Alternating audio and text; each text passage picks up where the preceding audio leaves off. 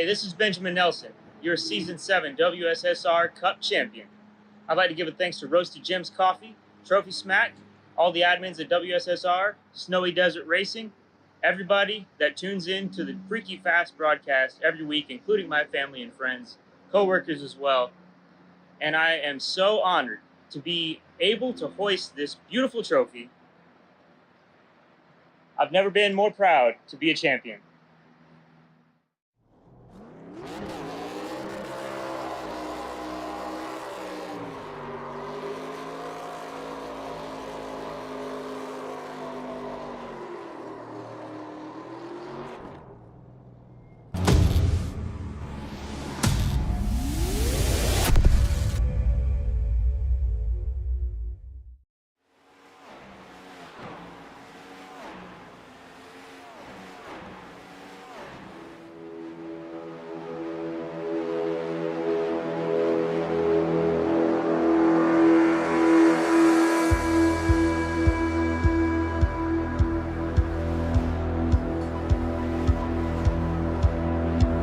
Welcome, ladies and gentlemen, to Freaky Fast Broadcasting on your Wednesday night, giving you coverage of the WSSR Roasted Gems Cup Series. It's Season 8, race number 6, as the drivers head down to Bakersfield and get to test out a brand new track added to iRacing just a few months ago. But a brand new track for WSSR, never been ran before. A lot of unknowns that the drivers are being prepared for, and some have been practicing all week. Others just got the racetrack today, and they only got about an hour of practice. So there's going to be a lot of who got enough practice to set up for tonight's race. A half-mile distance course for the Kevin Harvick Kern Raceway here tonight. Gonna be a fun short track. Excited for all the coverage again here on Freaky Fast Broadcasting. My name is Sam Dyer. Joining me up the booth is going to be Justin Malarkey. And Justin, coming off of last week at Indianapolis, certainly a chaotic race. That 2.5 mile Brickyard was kind of torture for some. A lot of cautions came out, but a lot of unknowns coming into tonight, but a lot of real scared feelings knowing that we're going to do a short track. Yeah, going to the short track, unknown as you mentioned. Most of these drivers may have not even raced on here, let alone just downloading it. So we're going to be seeing quite an action tonight. I think some of the drivers are predicting quite a few cautions. We're going to find out really soon here when we get going racing here. Yeah, this track's such a unique one, as they're going to be working with a little bit of progressive banking through the corners, as on the straightaway on the front stretch they got 8 degrees of banking, but in the corners the progressive banking from 12 degrees up to 14 degrees. They're going to be figuring out how to find that little bit of extra speed. As we head down to trackside, drivers are underway with qualifying. The drivers are given 5 minutes to put down their fastest times for qualifying. We're currently 3 minutes and 30 seconds left. Already some fast times already placed down, with Isaiah Sutherland top of the board for 14 with a 17.886. Mason Cassidy, who's been the fastest during practice, putting up a fast time, but we're seeing the numbers shifting up. Justin, we're going to be seeing a lot of that here with 3 minutes still left in, but half the field still need to put in their first qualifying times. Yeah, laps go by really fast here too, so I think the most important thing you want to be able to do is get down a good lap. Even if you can't get the fastest lap, obviously you want to be on the pole, but if not, you just want to be able to maybe be in the top 10. Just try and get out of that trouble zone. I mean, although trouble, you never know, can strike anywhere. It's just going to be really important to get through these first 50 laps here and try and get this race settled in. Settling in for some of these drivers as the start of this season, as this is race 6. The last 5 races, we've had a different pole sitter for each race, and as well, we've had a different winner for each race. So can we go 6 for 6 here this evening? Cameron Sargent going to be the top of fast driver currently.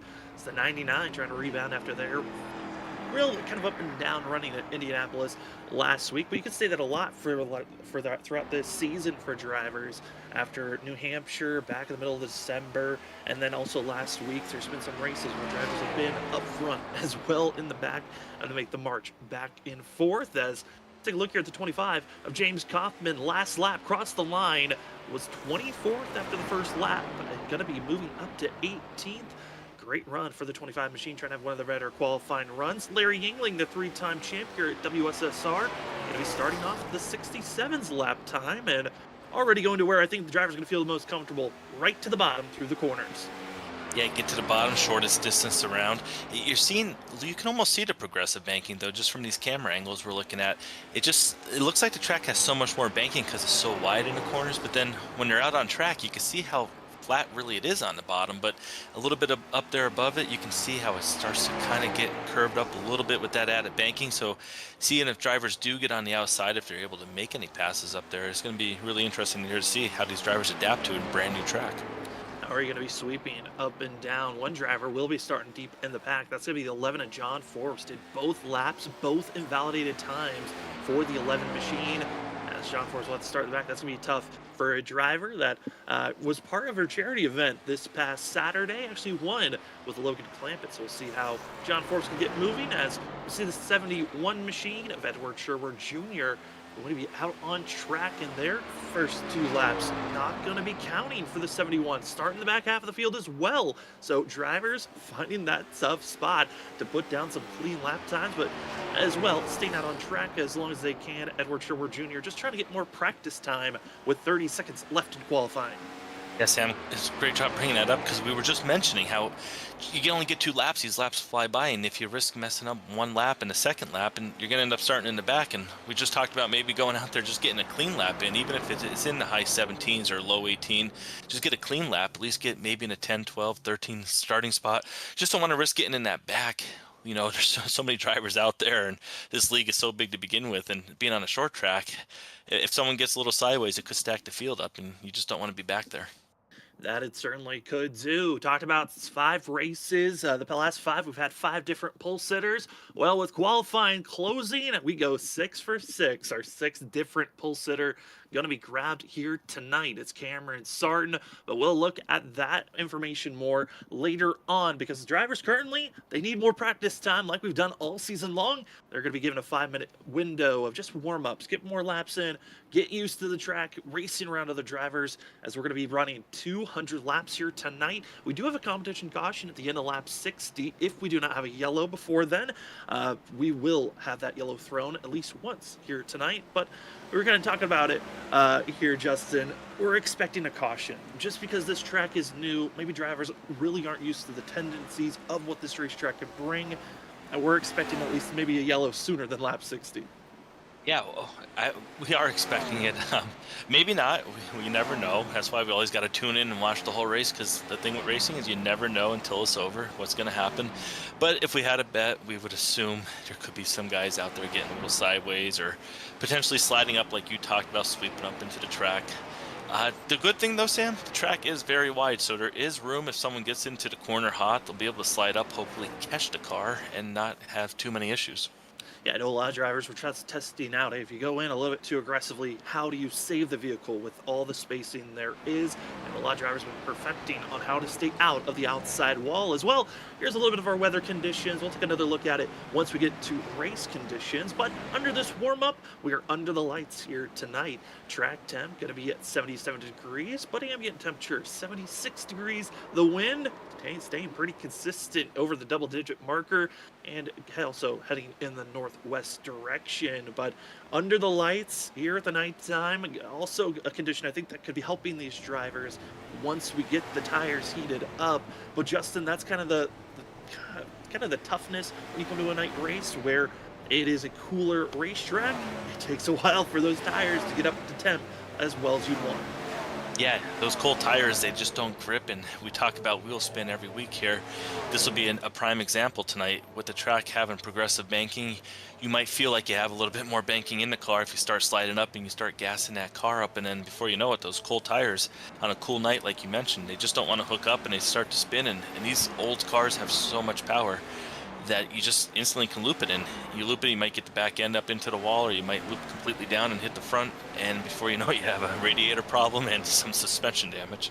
And these drivers do not have a fast repair to get that damage repair as quickly as they would like. So do not want to get yourself in any trouble. Let's take a look at the standings, because after last week's race, there were some big change-ups that came around with the point standings. We had 3 drivers that were our biggest movers through the points, being moving up 7th place as well as 7th place of Kyle Heath, 10th place runner of Brian Noel, as well as 17th place in points Brandon Colley, all moving up 7 positions after some fantastic runs at Indianapolis. Again, the blue line is your cutoff line for drivers that if you're inside of the top 16, congratulations, you're inside of the playoffs. If you're outside, you need to find that consistency. And right at that bubble spot, you have Christopher Norris in 16th. 15th is Shane Terrian, who already has a win. And if Shane Terrian bounces outside of our top 16, that win will still count unless he gets outside of our top 25. But looking at this field, Justin, there are a couple of drivers that we know can be fast and are just outside of that cut line. Yeah, there's a bunch of drivers. We've seen speed out of all these drivers all week. You get that win, you're in. You feel safe, like you mentioned. Shane, we know he missed a race, but still with that win, he's in really good shape. So it's going to be really important. If you have a chance to get a win tonight, it comes down to the final 5 laps. We might see a famous bump and run because a win is important. And like you said, we had 6 different pole winners. We had 5 different winners. So what's it going to be, Sam? Can we continue on that trend as we're in the final minute before we go to qualifying? I do want to shout out some of our amazing sponsors that we have here this evening and have been helping out throughout this season and past seasons. Starting things off with Roasted Gems Coffee. You'll get your premium coffee today. Start your day off right with going to roastedgems.com. And when purchasing, remember to use the promo code WSSR for 5% off on purchase. Elevate your coffee experience with Roasted Gems Coffee. And as well, you saw the hoisting of the trophy from Benjamin Nelson, our champion from last season. Well, that trophy came from Trophy Smack.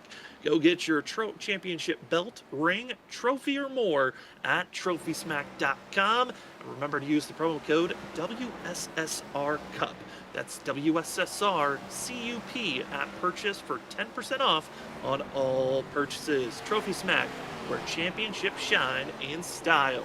Thank you so much to our amazing sponsors that help out as warm-up is done, qualifying is done, practice as well. All we have left for tonight is 200 laps here at Kevin Harvick Kern Raceway as the drivers are about to get stacked up and ready to go. It's time for us to take a look at our starting results with qualifying, sponsored by Colley's mom. Colley's mom's been sponsoring and hoping to see Brandon Colley qualify as well as he can. Tonight was not the qualifying run that the one was hoping for, but can he make the rebound like he did last week? We'll have to find out, as taking the pole award, our 6th different pole sitter of the season. It's the 99 of Cameron Sard. Ryan Kelly looking for a win for the 3 machine, going to be in 2nd place. Ryan McCann going to be in 3rd. Larry Yingling is starting in 4th. At the 31 of Kyle Heath, one of his best finishes in his career here at WSSR last week at Indianapolis, but one of his best starts in 5th for the 31 machine, with Benjamin Nelson, our champion from last season, in 6th. Mason Cassidy, one of the fastest drivers during practice, hoping for that speed carry forward, going to be starting in 7th. Brian P. Johnson, the best average finish of all drivers so far this season, going to be starting in 8th. Ollie Fonseca in 9th, and finishing out our top 10, we see the 74 of Nick Crawford. Rolling off 11th and 12th going to be Ken Campbell and Isaiah Sutherland, followed by Ross Tatum in 13th and Cedric Hunter in 14th. 15th, Christopher Norris, and 16th, Zach Hall. 17th and 18th going to be Chris Stitz and Christopher Wade. Rolling off in 19th going to be James Kaufman and Douglas Newbigging alongside in 20th. In 21st, there's Shane Terrian. Yeah, Shane's looking good in that 9 machine. Getting talked about the fact that he's close to that bubble line. Going to need some speed starting in 21st. Joshua Corner going to be in 22nd position. Debut for the WSSR 54 machine of Alex Chase. See how well he can run here this evening with Nicholas Caressel. Brian Noel in 25th. 26th will be Ben Keeney. Anthony Gaudio in 27th. The 1 machine of Brandon Colley falls all the way down to 28th spot with John Forbes in 29th. 30th is Edward Sherwood Jr. with Danny Cochran starting in 31st and 32nd with Dakota Moniz. End of the line penalty will also be given to the 2 of Danny Cochran and Ben Keeney that both had too many incidents happen last week. Well, the field is ready they're set. So are we. 200 laps at a short track that no one knows what we're going to be bringing here this evening. But buckle in. Let's get ready as the pace cars into pit road, into the restart zone. And we are green here for the Kevin Harvick Kern Raceway down into turn number 1. The field scatters, but they hope to survive off the exit of turn 2. Here we go, Justin, as they roar down into turn number 1. Already 3/4 of a lap down, Sam. This track is fast. You're seeing right now the leader get a little high up there, and they almost get to go 3 wide already. They were almost 4 wide for a second as well. They were very close to one another as Cameron Sarn leads lap number 1. Brian McCann, though, putting the pressure on the 8 right on the quarter panel as they go down into turn number 3. Ryan Kelly right there has a perfect bird's eye view of these two battling, and we're seeing these drivers get through these first 2 laps really smooth. Plenty of give and take. No one really running over anyone, and they're doing a great job here as they're still 2 by 2 in the middle of this screen right here, back from 5th, 6th, 7th position. And drivers understanding the inside lanes where you're going to feel the most comfortable and preferred speed. But the difficult thing when you're side by side, you're not able to run up to that outside wall and keep your momentum as fast as you'd like. Instead, majority of the field staying side by side at outer lane, defending well currently. As Brian McCann still trying to fight for the lead, but you can see this chaoticness. Everyone stacked on one another, and you're really hoping that you don't make any bad bumps as you ride on board with the 24 of Ollie Fonseca in a good picture of his teammate of the 4, Mason Cassidy, trying to get by some previous champions of the series. Last season champ with Benjamin Nelson on the inside, and season 1 champ. Oh, as you say that, caution strikes as drivers have some issues back half of the field as our first caution of the day comes out. It looks to be issues for the 9 machine of Shane Tarian. Exit of turn number 4, collecting a few drivers, getting sideways, not a lot of damage, but a few getting involved in this one. Yeah, we know it's early, lap 5, so as we mentioned in previous races, just got to go in there and get the cars fixed. Doesn't look like it's going to be something that's going to require a ton of damage, as you're seeing the replay right here, getting ready to go, Sam. Yeah, the big thing you're going to see in front is going to be the 22 machine of Joshua Corner. Going to get on the outside wall as they go off the exit of turn 2, and once he bounces off the outside wall, kind of collects a few other drivers. We'll see the Elf machine, that's who you're looking for in the 22 off the exit of turn 2 here, as they're closing in on one another. This 9's trying to make the power up, but off the wall comes crashing down into Kaufman, who gets into Shane Tarian. A few other drivers get scattered, but they're able to get their nose pointed straight. That's going to be our first caution of the day. Also, that will take away our competition yellow. Expected to get a lap 60, now no longer needed. And that does take away that. And we're going to give these drivers a chance to go in. If they do want to go in and get any fuel or anything right now, they can, because they know there is a chance. If it does stay green, that could be it for cautions, but we don't think that's going to happen, Sam. Yeah, but going back to that accident, we talked about maybe the cooler tires, and that could be a product of, it was only 6-7 laps on those tires, and just trying to get down on that gas, and then the car just hooks to the left, and there was a car right on his inside, and unfortunately that just kind of caused that accident right there. Yeah, and when that type of an incident, most of the time we're seeing these drivers, again, trying to stay off the outside wall. That is where you can get a lot of damage if you're not safe. And so drivers usually cranking the wheel as hard as they can. And if you're not able to get the steering wheel straight off the exit of the corner, we're going to see exactly that type of incident happen again, of a driver kind of shooting down once they find grip and collecting other drivers. But into pit road is Joshua Corner, Brian Noel, Nicholas Caressel, and Shane Tarian, all going to get damage repaired for themselves. And everyone will stay on the lead lap. 32 drivers making it here tonight. And Justin, I got to say, props to the field for staying green as long as they did.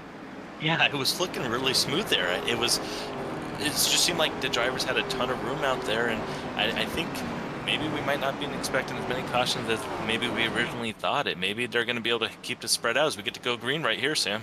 Getting into the restart zone, it's a quick get ready and go as a half-mile in distance. Doesn't take long for us to get back to green flag racing.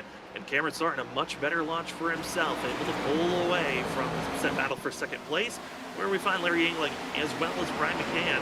McCann's looking to be aggressive for the 8, wanting to get the lead, but first he's got to defend for second, as this battle looks great. Also, the rest of the field still staying side by side all the way until around 20th. Yeah, this battle up front is going to give us a good idea on inside versus second lane and what the preference is going to be for these drivers. We know obviously the bottom is going to be the fastest, but when you have someone underneath you, Do you just get pitched down? It's going to strike as it's going to be the 7 of Douglas Newbigging. It's spun around all the way down in 32nd position. He was battling for 21st spot before he found himself being caught up in this mess. It doesn't look like he had too much damage there from what we caught. We're going to probably get the replay right here and be able to see if he did get any kind of damage, but it's early enough. Like we said, he should be able to get in, get that fixed, no problem. As we see right here, looks like the 7 gets in there, and not seeing anything yet. Sam, might be the next corner here. Yeah, it's going down into turn number 4, and it's the 11 of John Forbes. Just getting a slight contact. It looked like the 11 out of the nose. The 7 drives down, makes contact, and around they go for themselves. Yeah, that might be that product of the 7 maybe wanting to get down to be able to block that inside, so he had it, and the 11 felt like he was there. And just so it's early, but these drivers are going to figure it out. We know they're talented. They're going to get that all understood really quick with the braking zones. And it looks like also some slight issues under pacing. James Kaufman gets caught up in a slight mess between himself and Danny Cochran as drivers were closing in on traffic, and one driver slowing down, the others were not ready for it. And slight shenanigans with the 25 gets a lot of side damage he's going to have to deal with moving forward. And, you know, under pacing, sometimes that can be difficult for drivers, especially with the brakes on these Gen 4 cars. It's hard to slow down sometimes. And adjusting the brakes, always a difficult thing, especially when all the different cars that some of these drivers run, on how the brakes could be influencing these runs under pacing or when we're green. Yeah, personally, when I would race, I always like to have a lot of rear brake in the car, which actually made it really hard to slow down, especially sometimes when these cautions would come out and drivers would check up unexpectedly. And if you jam the brakes, a lot of times you would see some guys almost spin out, even under caution, just because they have so much rear brake in there that they're not able to jam on the brakes like you would want. When you're out there racing, obviously you're not going to jam on the brakes. You're more about getting on there slowly just to get the car to turn, so you're able to run that rear brake. But under heavy braking, you can easily get the car to spin out sideways. So that's something that could happen, especially on a short track. Oh, it certainly can. As these drivers under their second caution of the day, thank you again for everyone that's joining with us here on your Wednesday night. We're watching the WSSR Roasted Gems Cup Series, race number 6. As the drivers get prepared for another restart here tonight. It's going to be Cameron Sarton, outside lane, control vehicle as we are back to green flag action. The 99 takes a wickedly great launch to get himself over a car length ahead over Larry Yingling. 99 takes such a great restart there. He actually helps pull to 67 ahead to second place, which is something he's excited for, to be able to get clean air on that nose, not have to deal with racing side by side like it was the previous run. As we're on board right here with Ryan Kelly, and you're getting to see the difference here, Sam, on that progressive banking. You see how much a little bit flatter it is down there on that bottom white painted line versus second lane. And you can see right here, the drivers just kind of go off like a roller coaster. You can see that little bit of a dip. Kind of reminds me of Dover. Yeah, a little bit of Dover. I know some drivers were trying to figure out what type of racetrack this gives tendencies of. And one of the racetracks I was thinking of, Iowa as well as Richmond. A combination of both, where you got plenty of space like Iowa, but the racing line pretty similar to the way Richmond is ran. We're wanting to stay low through the center of the corner, and going to be another caution brought out as drivers having their issues early on here tonight. Yeah, having issues early on. I think they're going to get it figured out. We've seen some of these races in the past get quite a few cautions in the beginning, but then we had those surprise stretches, so that's something we're still going to be keeping an eye out for and seeing if strategy and tire play come in, because, Sam, it is one thing, you do not want to give up track position and to get tires, but also you don't want to be out there on really old tires. It's still early in the race, but it is something we're going to be talking about throughout the night. And figured out it's the 54 of Alex Chase in 20th position. Caught up, getting rear-ended by John Forbes on the entry of turn 3. And was caught sideways, but all these drivers talked about how wide this track is. Drivers are able to get, they get sideways, and if you're past 45 degrees with oncoming traffic coming your way, yellow flag is usually going to be thrown. And with this slight contact down into the corner, gets sideways, but then straightens it up. Does a great job at that. That's the second time we've seen a driver get tapped and then straighten it out. Yeah, he did a great job right there, avoiding any potential issue. Imagine if he did spin out right there. That could have been big time accident. So great job. Hats off to him for saving that car right there. And as well, got to give kudos to the rest of the field that didn't just pile in. I know everyone was kind of trying to slow down in time, almost rear-ended one another, but were able to keep it clean. as Cameron Sarton going to be up front currently, feeling confident. I think realizing, hey, on these restarts, as the leader, already has gotten a lot of, knowledge on the outside lane, I think being the preferred restart position. But might be curious if anyone else can take this lead position once we see pit stops being made. I think that's going to be the big, maybe change factor of tonight, of where do you want to place yourself for tonight's race. Again, thank you so much for joining with us. My name is Sam Dyer. Got Justin Malarkey with me, Robert Moyer Jr. running productions in the background. We're under our third caution of the day. But Justin, we're only 22 laps in of 200, and already in the field, I think they're getting a taste of what Kern Raceway can bring us. Yeah, the laps will go, if it stays green, Sam, this track being as fast as it is, the laps could really tick off fast. But with the caution laps, obviously it's going to slow some things down. We are getting ready to go back green here, so we're going to see if that 99 can punch it here on this restart. Going to have the 67 alongside him, and here we go, restart zone. Into the restart zone, and we are back to green flag racing at the Kevin Harvick Kern Raceway. A little bit of trouble in the middle of the field. This driver's trying to get out of the way, but we keep it clean and take it back. We're under caution. Drivers were not able to keep it clean as they all get ran over down into turn number one. There's a little bit of log jamming going on, and it looks like drivers piling into one another. Ross Tatum, Zach Hall, Christopher Norris, many of others piling in late. Around 8 to 10 cars all involved in this one. Yeah, this kind of looks like back at Ladder, New Hampshire on a restart, just a jackknife, a little bit here, there, a little bit there. Cars going everywhere, not enough room. We're riding on board right here with Zach Hall. We're going to see what happens. Right here, Sam, looks like, oh, we got a car up in the air. Ross Tatum, Zach Hall up in the air. Cedric Hunter squeezes by. Great job there on his end. Yeah, and there were a few other drivers that got caught up even more heavily involved even after that fact of seeing Zach Hall, because there were still another 8 drivers behind the 32 that got involved in this wreck, and a little bit of wheel spin, and some drivers were trying to get up to speed, but just piling in one after another. That's a tough wreck for the field that's in the back half of the group, knowing, hey, we were the majority of drivers that were just outside the top 10, and just one bad shift can collect a lot of drivers down into turn number one. Yeah, a lot of drivers. It's so hard. You can't really see out of these cars, and obviously the spotters in iRacing, they do a great job, but they're not able to do as great of a job as if someone was up there in the sky being able to feed to you that cars are checking up in front. And it just, unfortunately, that's what happened there. One checked up and another checked up, and before you know it, 8 cars in an accident. Yeah, then, we talk about, some drivers, they have actual people in their ears giving them that information, and being a different spotter for drivers, having a real life person can give you that information of, hey, they're checking up, slow down, and others do not get that information from iRacing. But the 2 drivers that do have a real life spotter are going to be Kyle Heath and Cameron Sarton, which for Sarton, I don't think there's really a lot of worry on these restarts for the 99 being that lead driver. The only worry that he has is making sure that you don't wheel spin it down right when you get rolling. Cameron Sarton's spotter right now is saying, hammer down, clear, hammer down, clear, caution, caution. That so far has been his job. I mean, so it's a simple job for sure when that's all you have to say. It's going to get crazy throughout the night, though. I'm sure he wants to keep those positions when we still have 170 laps to go. Yeah, still a lot of racing here tonight for the field, and recognizing there was a chance of this being kind of a caution-filled race just because this vehicle, it's not nice when you're trying to get bumps and runs to each and every one out there, so you got to be gentle at the start of this race. It's been Cameron Sarton who's been getting the hammer down and being quick. Rest of the field, they're trying to just survive off the exit of the corners, and then the entry where we've seen the troublesome spot. But the 99 machine feeling good up front, still leading the way, holding back Larry Yingling at this time. Had a great restart there, but Larry Yingling had an even better exit out of that corner. He got a nice run down there. It looks like they're running 2 different lines, so we're able to see how that different progressive banking is going to work. Different angles coming out of the corner. Larry gets in a little higher, maybe arcs the corner down, and then tries to get power down coming out of the corner there.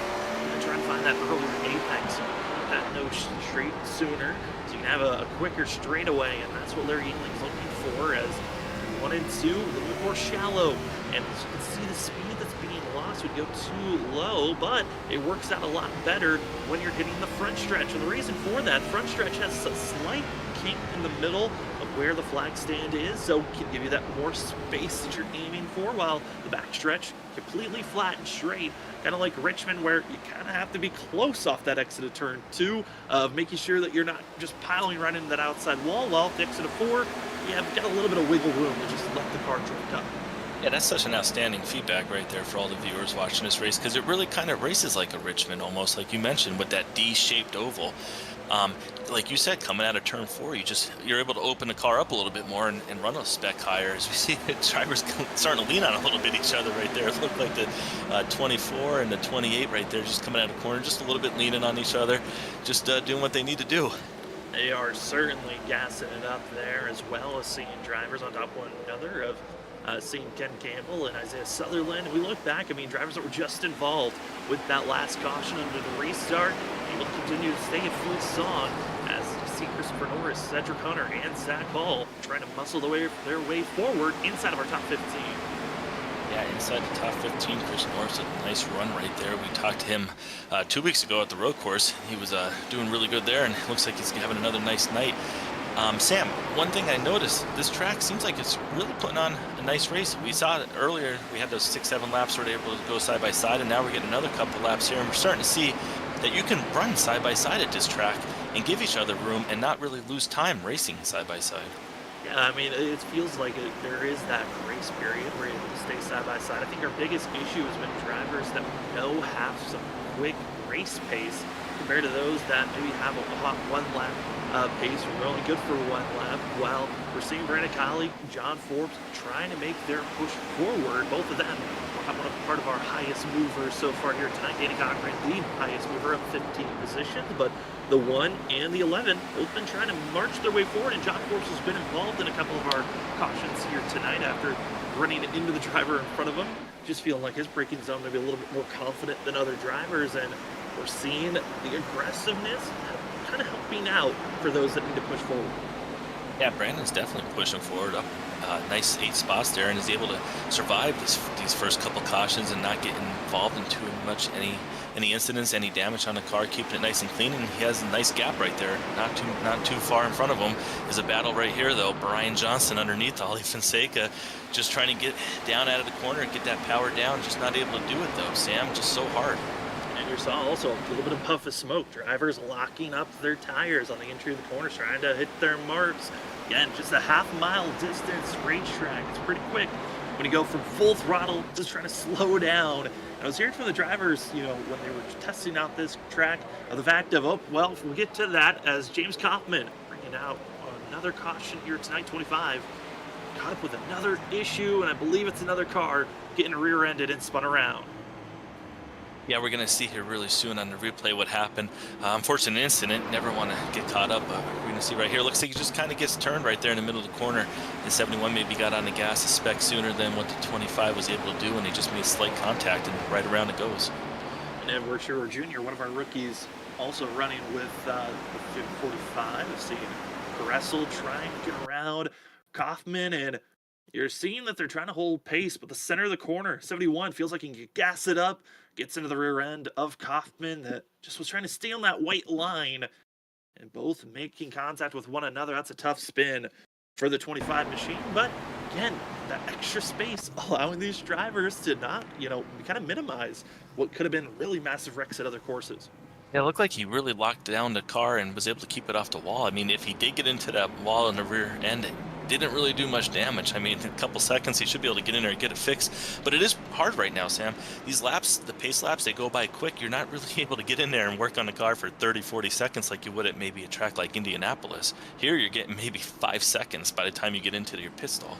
Yeah, each pace lap being around 40 seconds is what our leader is putting down. Is following the pace car with those lights on. So when drivers pull into pit road, 20 seconds to 21 is the most time you will have to get into your box, get service done, and get back on track, and hope that you stay on the lead lap. Currently, one driver does go a lap down, that being Ross Tatum, who is just ultimately taking in the knowledge of I'm just going to get repairs done. There's plenty of caution flags that have come out, so I might as well get the repairs done. And if I stay out of trouble, I'll get those laps back with the Lucky Dog Award that's given to drivers that are a lap down at the time of the yellow when you're not involved in that incident. Yeah, that's probably a smart strategy.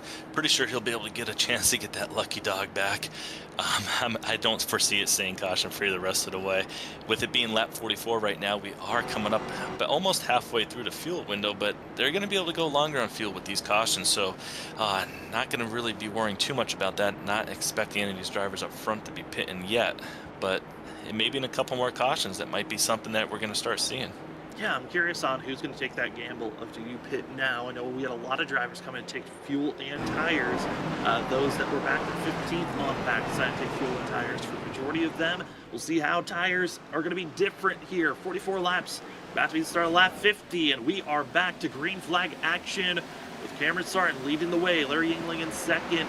We're at that of going to be McCann in third, as everyone else jostling for fourth on back. But tires-wise, we'll see. It's going to be Ken Campbell, Shane Terry, and the first two drivers with fresh rubber on how well they can climb through this field as everyone else tries to settle in. And we'll see if we can get into a longer green flag run. Will we get another yellow? That might bring the rest of the field into pit road, because fuel-wise, if we get a lot of cautions here, Justin, that could change these drivers' mentals as, ooh, they were close there with Oliver Fonseca and Kyle Heath. Yeah, that was close. To go back to what you were talking about, it's going to remind me of kind of Bristol. Whenever I would race at Bristol, I was always thinking, when can I get on my tires and get my fuel for the last time without being the last driver to do it? Meaning, well, as we see Ryan Kelly get turned by the 31, but he saves it, Sam. No Another caution. Hold your brake, get yourself centered, and this field scatters the 4 wide, and no one else added into the wreck there that we saw with the 3, as well as seeing the other drivers involved with that. I mean, we just saw it live. You could tell the braking zones were starting to switch up on some drivers trying to get aggressive, and it just backfired in a quick moment, but what a save by Ryan Kelly. Yeah, that's really right there. That was a save. I mean, we saw 2 cautions ago, another save, and that's what that does is just it kept him from getting caught up in anyone else. I mean, if he loops that around, the whole field's coming. They're coming so fast. There's nowhere for them to go, and he just did a tremendous job saving that car. Certainly did, as the field will take that little bit of a deep breath and looking at drivers that were trying to move forward that took fresh rubber. Ken Campbell up to 12th, so able to grab a couple of positions with the fresh rubber compared to those that have not pitted yet, which still about half the field still hasn't pitted yet as they continue to stay out on track. But Ross Tatum says, thank you very much. I'll take one of my laps back that I decided to go down to get that extra repair done. As you see right now, we're following Ryan Kelly. I'm curious to see if he was going to come into pits with that little bit of slide. I don't know how much it would have did damage to the tires, but chose to stay out. And we're going to see right now on this next restart, Sam. I mean, it wasn't a huge slide, but still something.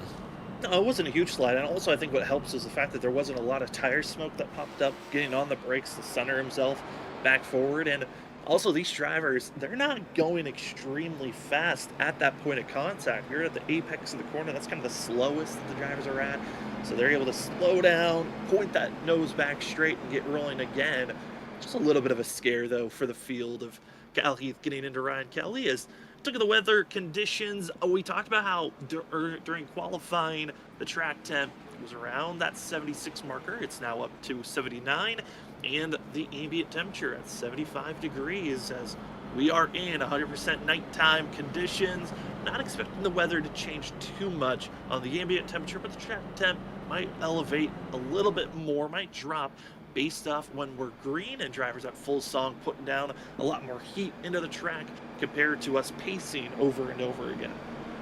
Yeah, that's great feedback. I mean, it could also change with the rubber buildup too, with the new iRacing update a couple of weeks ago, getting that rubber down, changing drivers' lines. But as we're still following here with the number 3 car, something I thought about, maybe he chose not to pit because right now he's actually in 6th. He's going to line up on the outside. I think some of those restarts before he was down there on the inside. And sometimes at short tracks, I actually preferred being on the outside just because you were able to pinch cars down, get down on that straightaway, and then get the position cleared. So maybe that was something he was thinking there, strategy play.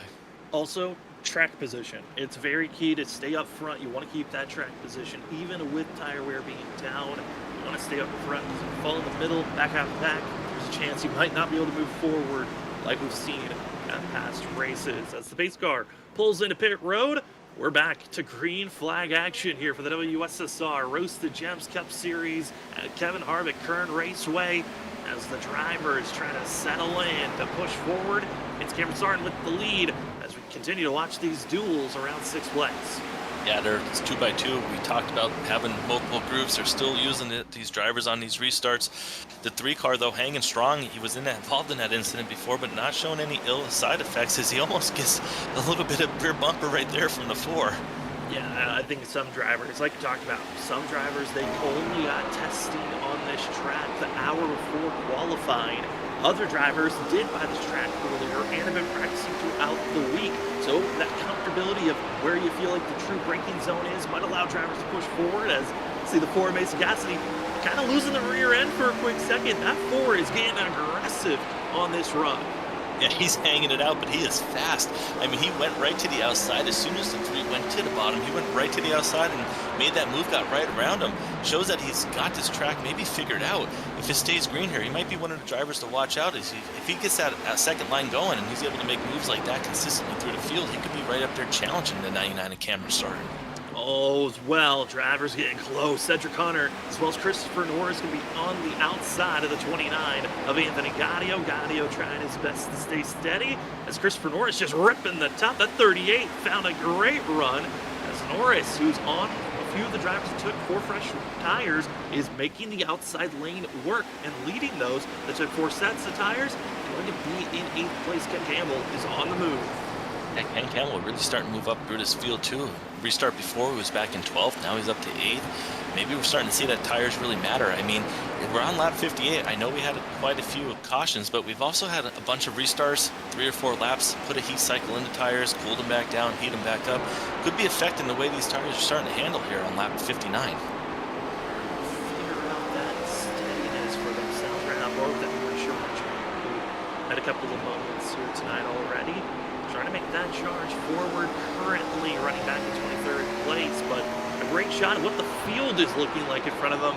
And when you're seeing the field like this, where there's drivers are side by side, this is such a mental kind of understanding of, okay, there's still 140 laps to go. It might look like a wall of drivers that I got to get by, but to stay in that mentality of I can get through this field, as we're also seeing the 77 of Brian Noel trying to make his charge on the outer lane. Yeah, he's up there running that second lane, getting to the outside quarter panel, which is what you want to do. That's what's able to pin that driver down, and you see he's going to complete the pass there on the 53, and the next one up, Cedric Hunter, who's having a nice night, though. He's going to see if he can get by him. Cedric Hunter just right now cruising. Some drivers are still trying to recover after their earlier incidences. Some are still making their push forward as we're watching the Kern Raceway here on Freaky Fast Broadcasting. First time we got to get kind of a showing of this track here on this broadcast channel, and as well, you can see the drivers learning in these first 40 laps of where you need to give space to one another, and it's allowing us to have this green flag racing currently, as we see Dakota Moniz ripping the top. He's got Nicholas Caressel to his inside in the 45, and James Kaufman, 25, had issues off the exit of the corner, and luckily everyone was able to scatter and make some space for one another. That could have been a bad rear end. Instead, Dakota Moniz losing positions because of that incident. Yeah, and Brandon Colley is going to be the winner right there, being able to get by 2 of those cars going to the inside. Dakota's going to drop down there, follow him, also get through. Looked like the 25 had a little moment there in the corner there, Sam. We see some of these drivers get a little too high. They come out of the corner, they kiss that wall, and then they kind of shoots them back down. Yeah, in that shooting down aspect, what brought out our first caution of the day. A couple of other drivers have been trying to not have that same issue, but I want to move up to 5th place runner right now. That's where Ken Campbell runs.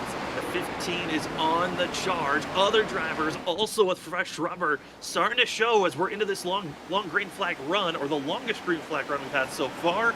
Moving forward, the 9 machine Shane Terrian, as well as the 15 to Ken Campbell, they are easily each lap taking at least 1 position, if not 2, as they are feeling a lot more comfortable with that extra grip that they're working with. Yeah, he's got it under 1.5 seconds down. He had it down to 1.2.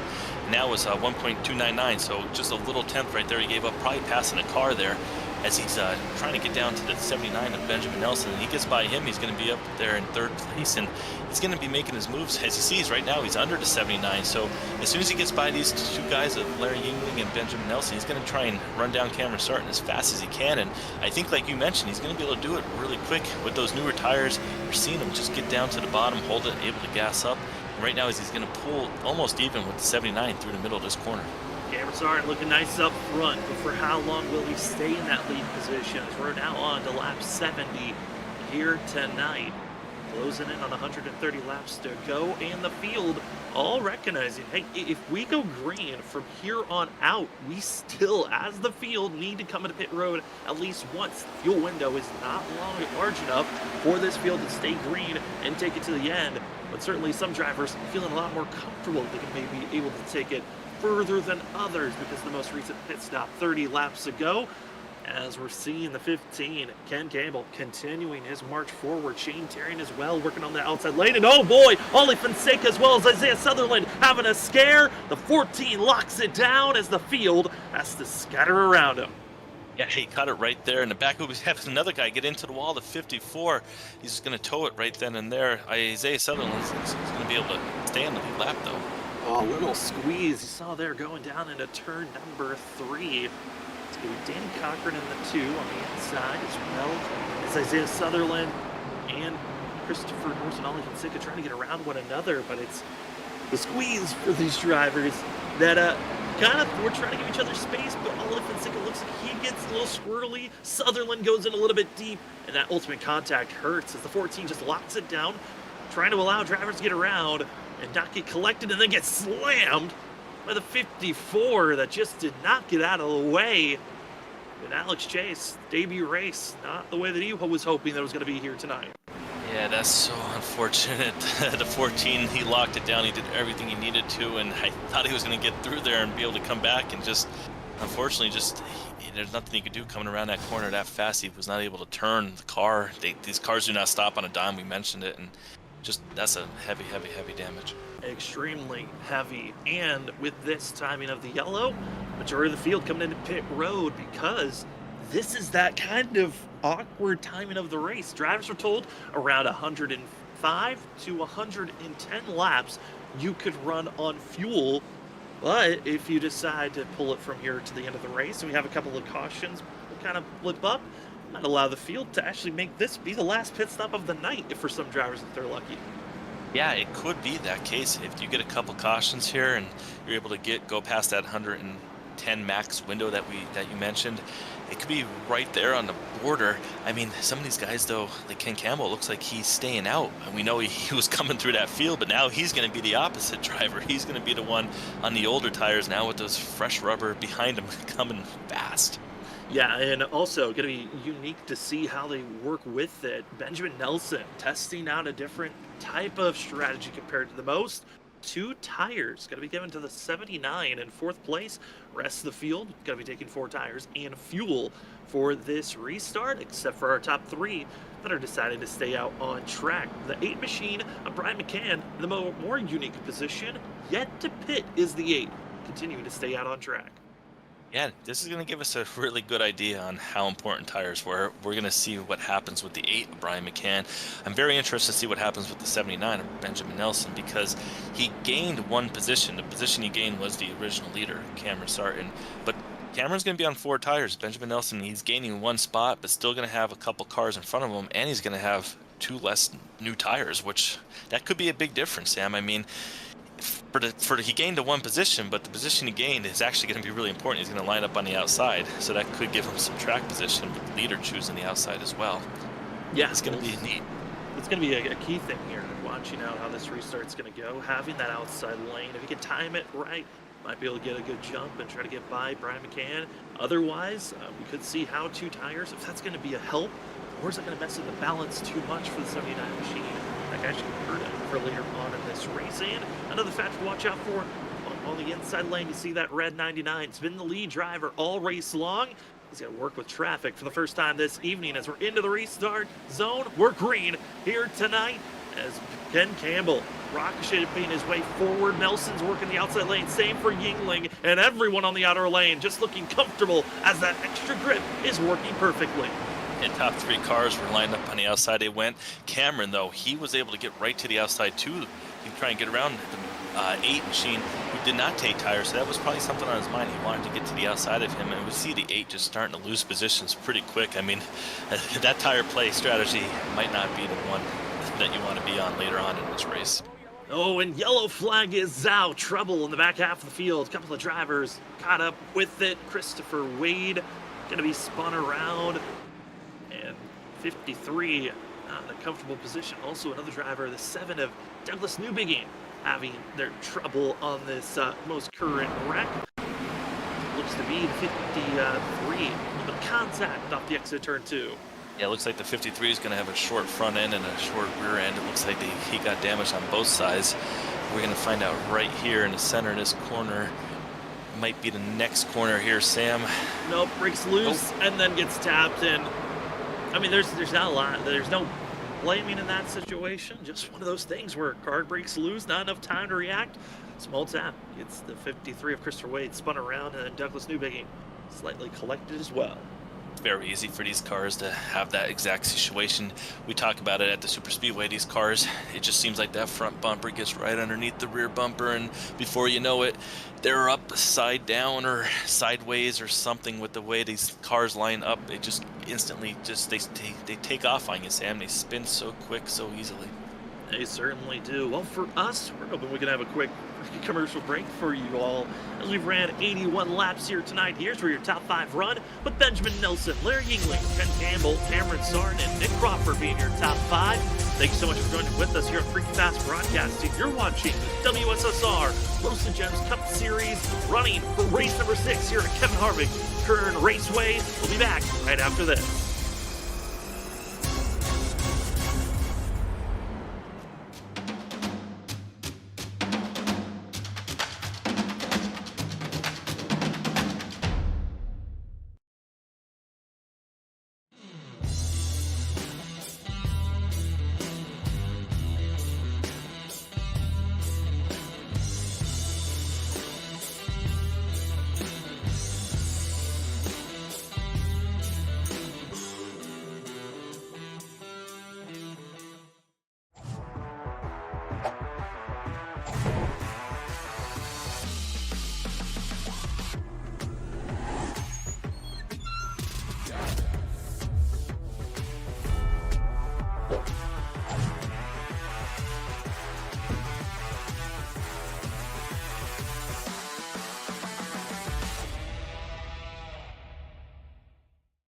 Hey, this is Benjamin Nelson, your Season 7 WSSR Cup champion. I'd like to give a thanks to Roasted Gems Coffee, Trophy Smack, all the admins at WSSR, Snowy Desert Racing, everybody that tunes in to the Freaky Fast broadcast every week, including my family and friends, co-workers as well. And I am so honored to be able to hoist this beautiful trophy. I've never been more proud to be a champion.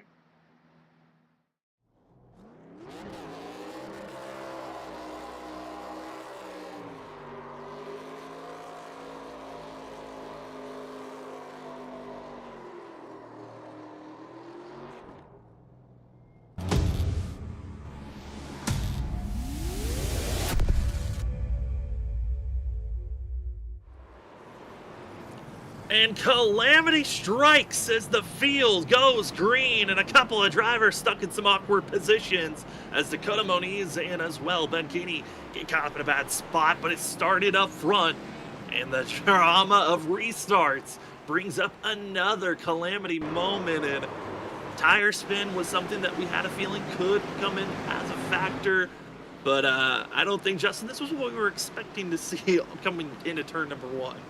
Yeah, it looked like maybe some drivers got too far back and then they tried to catch up and then they had a brake check and maybe even a 3 up there got wheel spin, and before you know it, I thought our pace car was going to be involved in that accident. You see the pace car coming down, he had to keep going, and before you know it, he's out on track and just cars everywhere.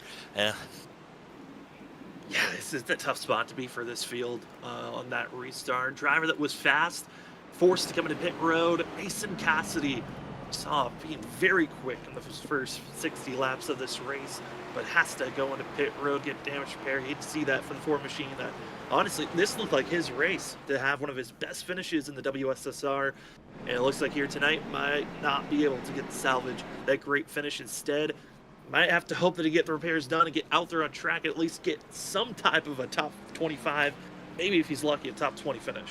Yeah, we hate to see that for Mason. We talked about him a couple runs before. He just looked like he started having that track figured out. He was making his moves and unfortunately just got caught up in the incident.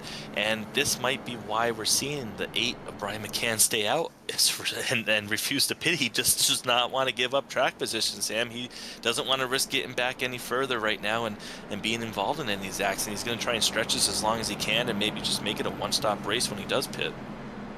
Well, yeah, I was thinking maybe he was trying to aim for lap 100. That could be a time where it might work out for making his pit stop, but we'll wait and see when McCann's going to be coming into pit road. Still yet to make that stop for the 8 machine. And as we're under our caution, gives us time. Shout out our amazing sponsors that help out here at the WSSR Roasted Gems Cup Series. Starting things off with our primary sponsor of the WSSR, being Roasted Gems Coffee. They've got plenty of different high-quality blends for you to test out and will ship free in the United States. And they are hoping for you to join with them on getting your coffee started off here at Roasted Gems Coffee. Remember to go to roastedgems.com and remember to use the promo code WSSR for 5% off to start your amazing day off with some great coffee. And as well, want to give a huge shout out to our trophy sponsor, being Trophy Smack. If you're looking to be the envy of your competition with a championship ring, trophy, belt, or more, Trophy Smack's got you covered. If you want already pre-made, or if you want to customize it for your own liking, Trophy Smack can help you out in all those departments. Remember, when purchasing, to use the promo code WSSR Cup. That's WSSR CUP for 10% off on all purchases. Well, thank you again to all of our sponsors and to Colley's Mom, who sponsors the qualifying results, as we are back to the restart zone and green flag is underway as Benjamin Nelson, Larry Yingling take us to the green down in turn number 1. Benjamin Nelson using those new right side tires, getting that grip, launching out of the corner. Larry Yingling staying really close with him. Cameron Sarton, though, he wants that lead back, and Ken Campbell, he wants that lead back. He got up there to lead a couple laps, and unfortunately then had to go back in the pits and just get back there on fourth. Sam trying to get back around Cameron, but he's under pressure though. Nick Crawford looking to his inside as well. Crawford looking like trying to pick and choose where the comfort zone may be as drivers trying to get underneath one another to take that lead spot right now with Benjamin Nelson and Larry Yingling, who are dominating after this immediate restart. Nelson with the fastest lap of the night at that current lap, really showing the speed up front, and other drivers trying to hold on. Big slide for the 9 of Shane Terrian, who gets a tap from Christopher Norris. They keep it straight, but that's a huge slide and loss of ground, and more drivers piling in up as it accordions to the back half of the field. Yeah, he saved that. We saw it. Now that's the third time tonight we saw a driver with a great save. Shout out to these drivers just being able to save these cars. But the 53 here, he's got some major damage. You're seeing a couple puffs of smoke too. That might be terminal. It looks like he's going to tow here soon. Yeah, that does not look good for Christopher Wade. Some heavy damage, and again, it all accordioned back. Initially, it was the contact with Christopher Norris into Shane Terrian that kind of ripples through the field, and everyone trying to slow down, give each other space. A little bit of smoke was shown, and Oli Fonseca gasses it up and just smashes right through the 53, and collecting most of the damage going to the victim of Christopher Wade, and Wade most likely going to call it a night, but still sit in pit road and get that damage repaired. And it just looked like, it almost looked like it was sped up there the way that incident happened. It just, boom, like we talked about before, these cars just get right underneath and just, it launches them up into the air, and it just did so much damage to the engine there that he saw the puff of smoke and terminal, brings it to the pit road. I'm not sure if he's going to be able to fix that one or not. Terminal damage we're expected for Christopher Wade, currently going to be back down to 53rd position. Tough spot for all these drivers, but going to be setting up for this next restart with Benjamin Nelson leading the way. Larry Yingling, those two looked very comfortable where they were at. But man, it really does seem like 8th on back, anyone can be caught up in a mess if you're just, mistiming of letting off too soon, or if you're gassing it up too early. As we are closing into the halfway of tonight's race, thank you for joining us. Justin, first half of the race, I know Kern Raceway, was a racetrack that everyone had circled of, we don't know what this race is going to bring. It's new to iRacing. Man, what have you thought of this racetrack so far with 97 laps in the book? The track actually looks like it would be really fun to race at. I really like how you're able to go side by side. We've seen some of these runs go over 10 laps, and where the drivers have been putting on a really good show. We've had enough cautions, though, that we haven't seen a really long run. We did see Brian Kelly get his lap back, though. And one person I want to mention, Brian McCann, we were talking about him. He didn't want to give up, like you mentioned, Sam, about 8th on back is where we've seen these accidents. He did have to finally pit, though. He didn't want to risk any longer running too low on fuel and having to pit under green, so he chose to go in and get his tires, and I bet you he's made that bed right now where he's probably not going to pit anymore, so he could get that track position back.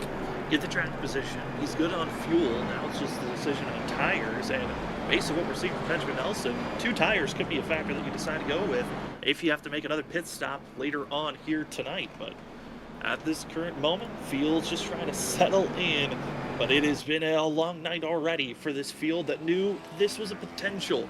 I know a lot of drivers, some decided, hey, didn't want to buy Kern County, decided to park and not even attend for tonight's race. But for those that did, they all knew there was a high chance of it being a caution-filled race here this evening. But also kind of we're hoping maybe we could get some green flag laps in here tonight as the field's getting ready. We have lost one driver officially. Mason Cassidy has officially left the session before. Obviously was hoping for a lot more tonight. The evening he was hoping for. Still a lot of races though this season. And as well, Christopher Wade sitting in pit road. Rest of the field's out there on track. And we are green with Benjamin Nelson taking us down into turn number 1.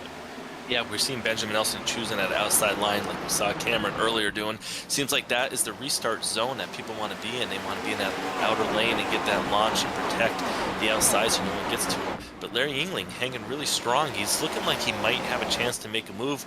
See if those 4 tires that Larry has does eventually get around Benjamin Nelson on the 2. But right now, Benjamin Nelson holding the whole field off here at Bakersfield, Kern. Kevin Harvick Raceway. It is working out currently as the battle for 5th place. Cameron Sargent dominated the first 40 laps of this race. Now dealing with being passed by other drivers and just looking like dealing with the dirty air traffic. This 99 doesn't look as quick or dominant as he was before. He's right on board with the 28 of Brian P. Johnson, who was one of our 5 winners this season. Won the first race of the season, and Brian P. Johnson was looking at some of the stats coming in tonight. This 28 has the best average finish of anyone out there on track throughout the first 5 races, with an average of a 3.8 position at the end of the night. Wow, that's impressive because we know how many cars are out there. We've seen the field be close to 40 throughout almost all these races with the exception of tonight, but still 32 out there tonight. If he could pull off another 3rd place finish or 4th and even lower that average, that could be incredible, Sam. Absolutely incredible to see just the consistency that some of these drivers have. Again, tonight, 6th race of the season. We've had 5 different winners coming into tonight. Could we have our 6th different winner?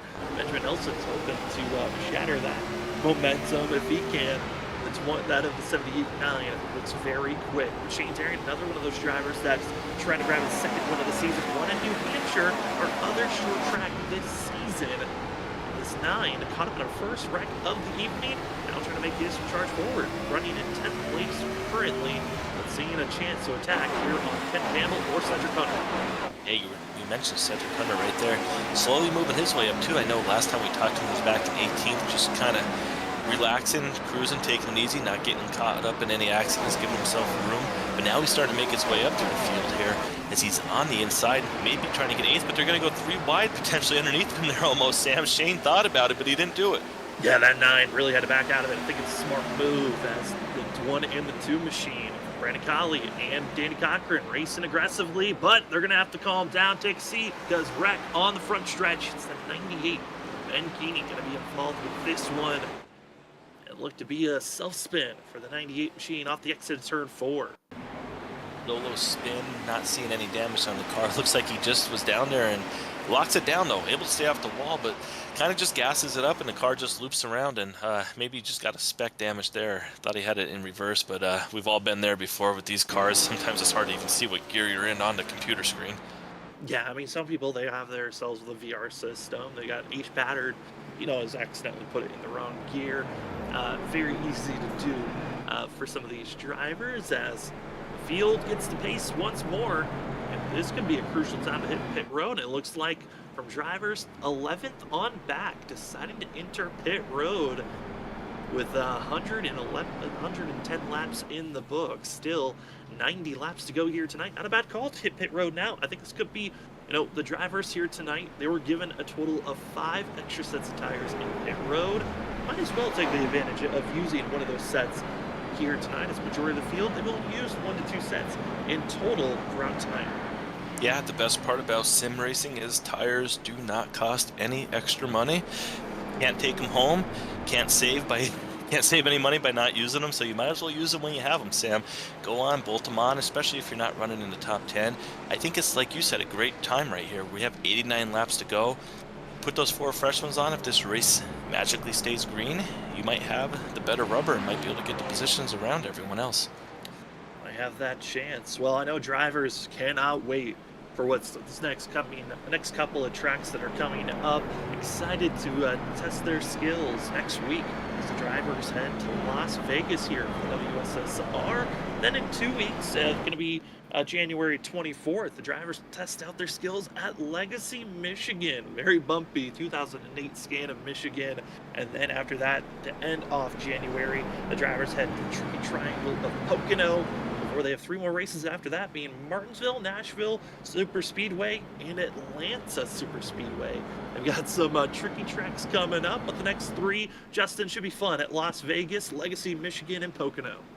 Yeah, Pocono I'll be looking forward to, as Pocono is my home track. Been going there for as long as I can remember. That's always a really good race. That could be a race, Sam, that could come down to fuel mileage, because that often happens in real life Pocono, and that's something I'm looking forward to. But Las Vegas, 1.5 mile, I think these cars would be so fun at that. We saw Texas have a really good show. I think Vegas with the multi-grooves, these cars could put on a really fun race at Vegas. Drivers, and they knew tonight was going to be a tough one. The next couple going to be exciting. Don't want to miss out. Again, here on Freaky Fast Broadcasting, we're giving you the coverage of the WSSR Roasted Gems Cup Series on your Wednesday night. We've lost a couple of more drivers, calling it an evening here tonight. Going to be Alex Chase as well as Christopher Wade, both calling it official, done and dusted, leaving us a total of 29 drivers out there on track, 26 on the lead lap. Leading the way, it's Benjamin Nelson, last season's champion, trying to go for a 2nd win of the season, which would be 2 in a row, as we are back to green flag racing here at Kern Raceway. Benjamin Nelson with another great restart. He has it figured out. Cameron had it figured out too when he was up there. Seems like that outside line is just where it is, but Larry still down on the inside. And now having a battle, though, with Brian Johnson, who's up to 3rd. And we talked about that average of 3.8. He wants to get 2nd. He wants to lower it down even more. That's another caution, Sam. Another caution. Another caution going to be thrown. It's the 25 of James Kaufman.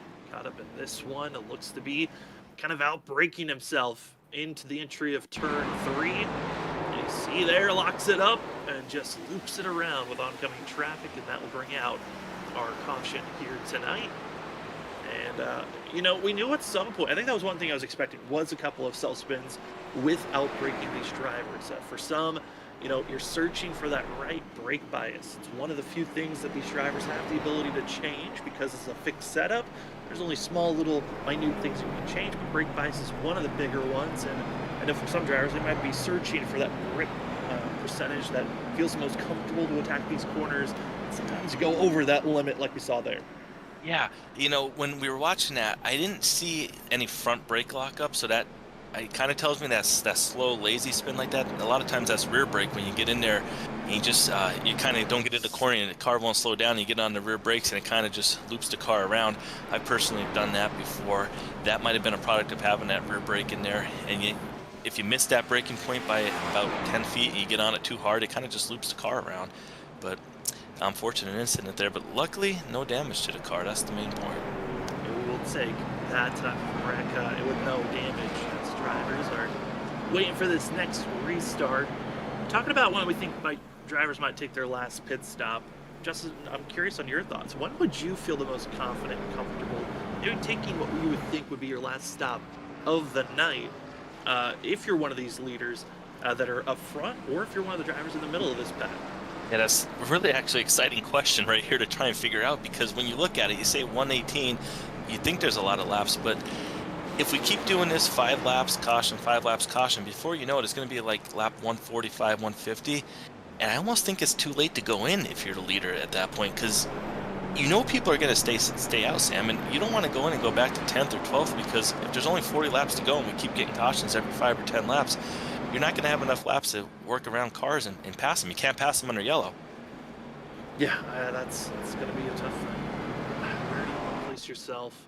Yeah, with all these cautions, it's hard to figure out, that perfect timing. I know if you're the leader, you're the one that's really has no choice. If you're going to be coming to pit road, most likely everyone's going to do the opposite of you, unless you have your teammates that might follow in suit. But yeah, it's going to be tricky. I almost wonder if maybe these leaders might be thinking that was their last stop when they pit it, and they're going to ride it here because they're doing the math in their head. They aren't putting 20, 30 laps on these tires every time. They're putting only 5 or 6, 7, maybe 10 at most. And we're getting ready to go back green here, so we're going to find out shortly. Under 80 to go, Sam. Got a few drivers that are deeper in the field decided to take their tires under the second to last pit stop. But oh no, the outside lane, a little bit of a missed shift. Everyone's trying to give enough space. Christopher Norris did not take off. And luckily, the field was able to give each other enough space there on that start that we didn't bring out a yellow. But that could have been another initial wreck. Instead, we stayed green, and the battle for the lead's underway. Larry Yingling putting the pressure on Benjamin Nelson. Larry Yingling, he got a great restart. He's going to go to the outside here, try and cut underneath him, try and get the power down, come out of the corner, running at different angle. Not able to do it there. But he's going to be able to stay right on his bumper, Sam. He's showing something on this restart that we haven't seen yet. Maybe getting ready to prepare for these final 80 laps, showing Benjamin Nelson that he's ready to take this lead over from him. Yeah, I think Larry Yingling might have figured out 1 and 2, but it's 3 and 4.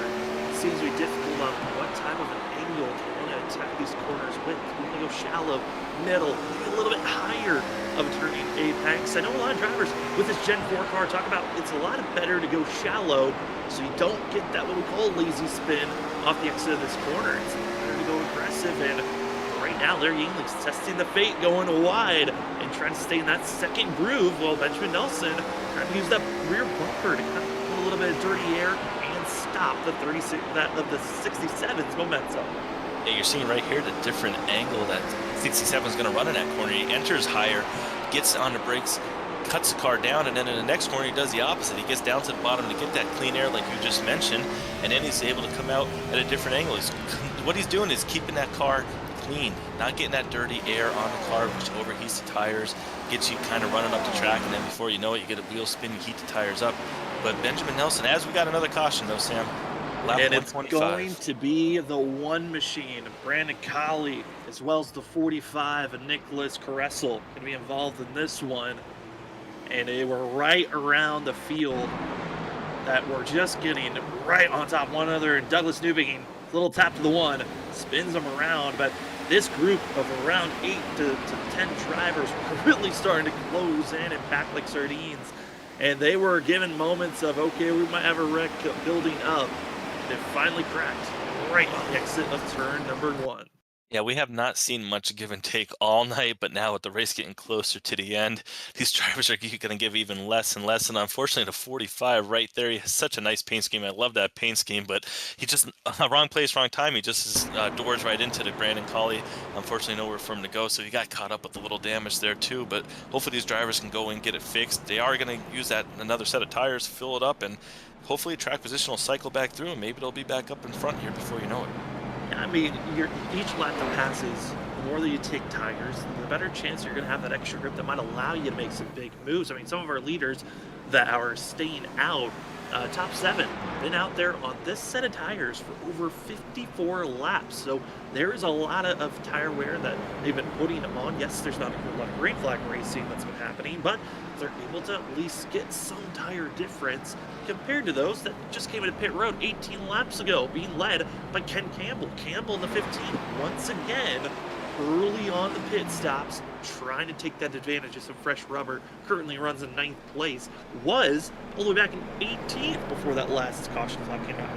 Yeah, Ken Campbell's shown us that you can pass out here, but is he going to be running out of laps here? It's going to get harder and harder to pass as you get closer to the front. Coming with 70 to go by the time we restart.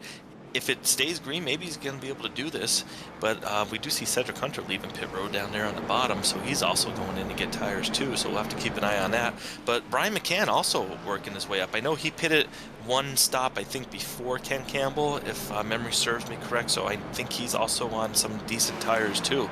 So another driver to keep an eye out for. Yeah, Brian McCann was one of those drivers that pitted earlier. Again, our top 7 are out there on 50 lap, going to be 56 lap old tires, while Brian McCann is going to be on 34 lap old tires. Ken Campbell on 19 lap old tires. A few other drivers behind Ken Campbell that are on the similar set. And then Cameron Sarton, who just came into pit road under this caution flag that we're under at this current moment. 18th on back were all drivers that took 4 tires and fuel. Ready to get back out on track for this upcoming restart, where Benjamin Nelson's been the lead driver. Larry Yingling, that last restart, really was keeping himself close and hoping that he could stay in that 2nd place position. Yeah, it's going to be really nice to see what Cameron can do. We know, obviously being a pollster, we know he has speed. He kind of decided, you know what, I'm going to go and get off cycle with these drivers, go in and get my tires now, and he's definitely not going to pit the rest of this race. So if these drivers do decide to pit at 140, 150, 160, you know he's not going to, so he's one we're definitely going to have to keep an eye on. As here we go. Restart. Benjamin Nelson looking like he's going to get another nice jump. Larry Yingling staying to the inside. Nick Crawford on the outside, and we got an accident in the back, Sam. We certainly do, and as well, my dog wants to be part of the broadcast, says they are wrecking while coming to this restart, and trouble occurring with the drivers just trying to get up to speed, and just were not able to cleanly in the middle of the pack, and everyone trying their best, but Ross Tatum spun around on the entry turn 1. Yeah, looped it around there. We're going to see right here on the restart, we got viewers watching, we got K9s watching, we got everyone having fun tonight here at Kern. Everyone loves this new track. Kevin Harvick Raceway is putting on a great show. Right here to 21, just wheel spin, Sam. Maybe 2nd gear, older tires, and just missed it, and unfortunately loops it around. Quite a few contact, too, right there, as it does toe, going back to get that damage fixed. We're here, lap 133 of 200, getting closer to the end, though. We're not going to find out too much longer here, and we're going to be knowing exactly who's going to win this race. Yeah, I mean, it is closing in quickly. I think for some drivers, they're inching closer and closer to maybe the final time they'll hit pit road. I think with 30 laps to go, might be the last opportunity you're going to have to hit pit road. We're about 20 some odd laps away from that zone, but up front, still Benjamin Nelson holding steady, which, you know what's crazy about Benjamin Nelson? The fact that he still took 2 tires under his last stop. His other set of tires have been, I'm guessing, on his left side, have been there all race long. And he's got to be trusting that they stay together until he has to hit pit road. I would love to know what his thoughts are right now. I know last week we were able to bring some drivers up, but with it being such short laps under these cautions, I don't think that's something we'll probably be able to get to tonight. By the time we talk to him and put him back there, it might not be long enough for these runs. But geez, Sam, 134 laps on those left side tires. If anyone can do it, I believe Benjamin Nelson can do it. We know he's a champion. We know he knows how to win, take care of his equipment, and be fast. But geez, those other guys on 4 fresh ones, they have to be waiting just to pounce on him if he makes one mistake. Yeah, one little slip up. It's going to allow Larry Yingling to get back into the mix. Nick Crawford also has been looking quick. Brian P. Johnson's been there, and shockingly has been moving up quite well. Got to give kudos to 71 of Edward Shore Jr., who was going to be the 3rd car on the inside. That 71 machine caught up in a few incidences earlier on in this race and able to recover to be up front inside our top 10. recovering is what you need to do. We talk about it all the time, especially early on. Get in there, get your damage fixed, get the car clean, and get back up there. You know, with accidents, you're able to make the moves and get back around these drivers. As it looks like we're getting ready to go green here. Next time by, the lights are going to come off, and we are going to be going again. Lap 135, 136 now, Sam. Hey, we're getting down to the end. We're going to be finding out who's winning this thing. Into the nitty-gritty. 26 drivers on the lead lap. Ben Keeney, Isaiah Sutherland still out on track, being multiple laps down. But currently, Benjamin Nelson been taking that outside lane, learned early on that's where you want to be. He's been holding steady. Pole sitter, 99 to Cameron Sarn, going to be all the way back in 18th position. Part of the drivers that pitted under not this current yellow, but the one before that, 9 laps ago. So we'll see if those drivers of fresh rubber can make their way forward as we are back to green flag action here at Kevin Harvick's Kern Raceway, as it's the 79. Great launch. It's the battle for second underway. Battle for second. Looks like we're going to go through clean here. Everyone survives that restart, which is going to be key here to get into these final 60-some laps. 74, though, looking to make his move. He's going to try and get up there now and challenge Benjamin Nelson as he's going to get to the inside, maybe clear to 28 of Brian P. Johnson, but Johnson's got that outside line. Still, Crawford not able to clear him. Not able to clear, but this view from up above giving us a great shot of drivers trying out their different lanes and aggressiveness. Who's willing to put down the pressure of this front group that you're looking at on screen? It's the 15 with the freshest of tires of anyone up here, trying to figure out where to place himself. Everyone else has 65-lap-old tires, but some have been aggressive, others have been patient, and it's Nick Crawford who solidifies himself in his second place. Nick Crawford said, it's time for you to start talking about me. I'm going to go into second place, run about a half a second behind Benjamin Nelson, and we're going to start right now keeping our eye on that ticker, see if he's able to gain in there now. Doesn't have to worry about anyone being on his outside. He can run the line he wants. He can run second lane, low lane. He can run where he wants, get to that leader's back bumper, and we're going to see if he's going to be able to make a move here. As we see the 9 starting to come up too. We saw him a couple cautions ago, Sam. He was sideways. He saved the car, and look at him. He's moving back up here to 6 now, and he's got that inside line going, it seems. Yeah, but we're going to have to reset. Caution flag is out on the backstretch. It's the 7 of Douglas Newbigging being spun around and bringing out this most recent yellow. Looked to be just a simple issue of overcooking the tires. Luckily, no one else involved in this one. Yeah, benefit is no one else involved, so not too much damage for him or anyone else. Should be a quick caution here, get this car cleaned up and get back out there and battle for more spots. So we're going to see right here what happens. Just off the exit corner, throttles it up too soon, overcorrects, cranks the wheel, try not to get anyone else involved, and it's that hard lock of braking, and you saw the tires just hold steady. That's what allowed the 7 to loop it back the other way and not collect more drivers. Yeah, we have to give a shout out there to Brandon Colley too. What a great drive in there to avoid that. He was able to go low and right there save his car from getting any damage. That was a great job on his end. A fantastic job on his end. A few drivers entering pit road. Going to be getting their pit stops made. Anthony Gaudio, as well as John Forbes, Aldi Fonseca, as well as Douglas Newbigging, going to get their stops in and get prepared for this next restart. As the field knows, this is crunch time. Each caution that comes out, the anticipation, the anxiety builds up. And as well, frustrations and bold moves are just going to ramp up just as more. Justin, we know after it crosses into the second half of a race, it only gets crazier on drivers' mentalities of big moves. And if they see a gap, they're going for it, even if their car isn't big enough to fit in there. Yeah, desperation mode picks up. Drivers get more tempting, more aggressive, even though they've been pretty aggressive throughout this night.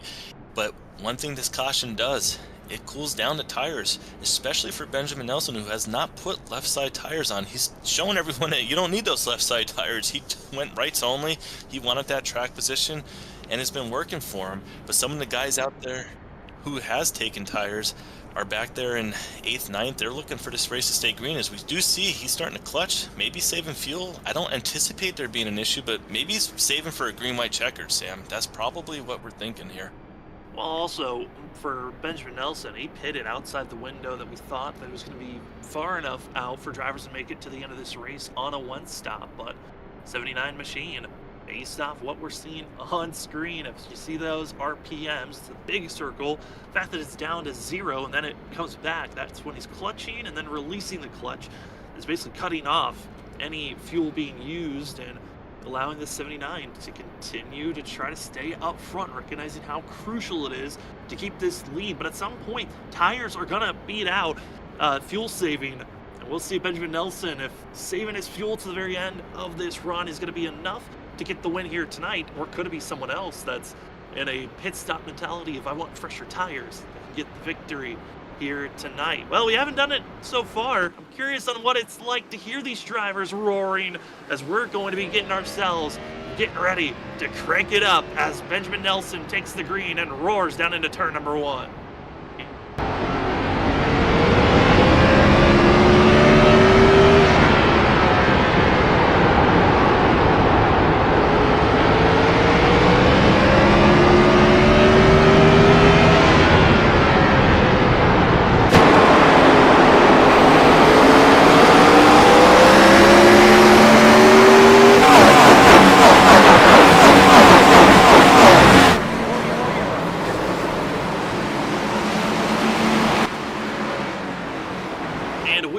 Back, caution flag, and it is another massive pileup of drivers pulling into turn number 4, and a big one with Ken Campbell being involved with this one, going to be the catalyst who we thought maybe was one of the main drivers to watch out for. Instead, we caught up with drivers that all pile into one another here late with about to be 50 laps to go. Talked about the ramping up of drivers making some bold moves. So, well, not going to happen. Going to get contact there by the 8 of Brian McCann, and everyone else, not enough time to slow down. Instead, they're going to be lifted up to the sky. Not enough time to see Zach Hall come in, get a little airborne too, the car settle down. 13 going to get up. Just drivers consistently piling into everyone in that accident. That's just product of a conveyor belt, Sam. You got everyone lined up, restart, we're all nose to tail, and nowhere to go, but unfortunately into each driver in front of you.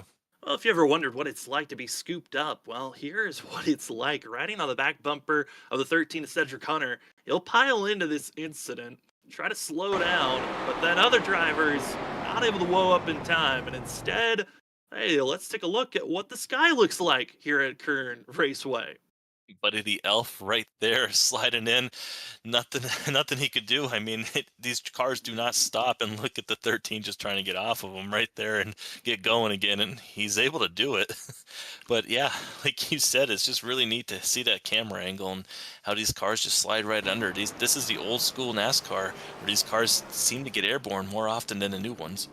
Yeah, and especially with the way that kind of the hit detections are with these vehicles, you're just able to scoop the driver in front of you so easily if they're stopped and you're not ready for it. I know Chad has been kind of wondering what was the cautions going to be hit. I know for the drivers, they were kind of predicting on how many cautions they were expecting. They kind of had a higher or lower of around 13.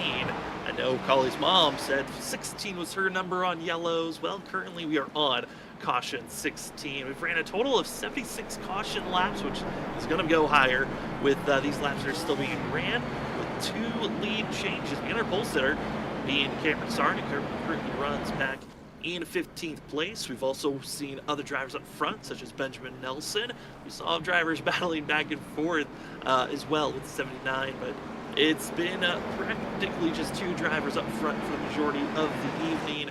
And Justin, as race car lights click off, we get ready for the final quarter race here at that of Kern Raceway. And Benjamin Nelson's been the lead driver, but I got a feeling we got to watch out for some of those that are sneaking up behind, being like the likes of the 77 of Brian Noel, the 45 of Caressel, Anthony Gadio, fresh rubber. They are on the move. Fresh tires, definitely going to be something that we're going to have to keep an eye out for, but also we saw it under the previous caution. Benjamin Nelson saving fuel. Something if this race goes green and he doesn't get these cautions, it's not going to be probably what he wants to see. As we see the green flag out, though, great restart. He chose the inside there, though, Sam, switching it up, maybe trying to confuse Larry for later on in this run. Also seeing Brandon Colley back out on track, but Larry Yingling dives to the inside, got the better run, and Nelson hoping to gas it up through the center of the corner, also seeing the battle for third place, but Larry Yingling not able to confirm on that pass. It's looking still too difficult to be made, but trying his unique driving style through 1 and 2 to build up that speed once again, and he'll be drag racing his way down into turn 3. Slight lockup by Nelson, and Larry Yingling's best chance to get side by side is now as they go into turn number 1. Best chance now, but the 67 not able to clear him or even hang with him going into that corner. So Benjamin Nelson going to keep the lead. As we see this camera angle, you can see these cars when they come out of the corner, they're just kind of kicking out now. They're really pushing down on these throttles coming out of the corner, gassing these cars up, and these tires are sliding a little bit. And it's something we're going to keep an eye on throughout this race, because now with the race getting closer to the end, these drivers are pushing it a little bit extra, and they're just going to chew these tires up the more they do that each lap. And they're going to have to reset another time around as drivers pile into another incident, another caution flag. And it looks to be those that are going to be clipped of James Kaufman, as well as some other aftermath wrecks of Kyle Keith, and as well Ben Keeney spun around with this one. But the reason for the yellow, James Kaufman being spun around. We're going to see this replay right here get loaded up. And let's see. It's going to be the next corner, I believe. Coming out, looks like maybe just gets on the brakes. And just a small little tap. Right there. Just that. Yeah, so quick they go around. We mentioned it. Just a little tap, especially in the center of these corners. You could pretty much go out there and just flick them with your wrist if you could touch them, and they would go around. And you see other guys get caught up too. But one thing, that's going to give Benjamin Nelson a chance to save this fuel, get to this run, especially if you have green-white checkers, Sam. Yeah, if we get into a green-white checkered situation, I think Benjamin Nelson feeling confident as see the aftermath of drivers trying to slow up after seeing the 25 spin, others trying to gas up to get past the wreck, and two different mentalities gonna get each other spin around here as the Gen 4 car just so, the more that we watch, the more that we slightly more understand it, but it's still so confusing at times when you see these wrecks. Like we said, a small little tap, getting drivers spun around. It's such a different driving style than what you would see with the traditional top 3 NASCAR stock car series of the next gen, the Xfinity car, and the trucks, which those vehicles, they can take a little bit more of a bump and run and get a little bit more aggressive with those taps compared to this Gen 4 that's so fragile, it feels like, when you give small little taps. Yeah, it is. And that next gen car, it seems like it's so squared off that there's times where you could forcibly feel the incident in the steering wheel, and yet on the screen the car barely even shakes. And then in these cars, you're going, and you didn't even feel a touch from anyone, and before you know it, you're spun out. Just a totally different car, different way, especially the composite bodies of those next-gen cars just absorb the impact so differently. As we see, I thought the 74, I thought he was diving off there to go to pit road, but that was actually a different corner there. I was thinking, I don't think anyone in our leaders are going to be pitting. I don't think so, Sam.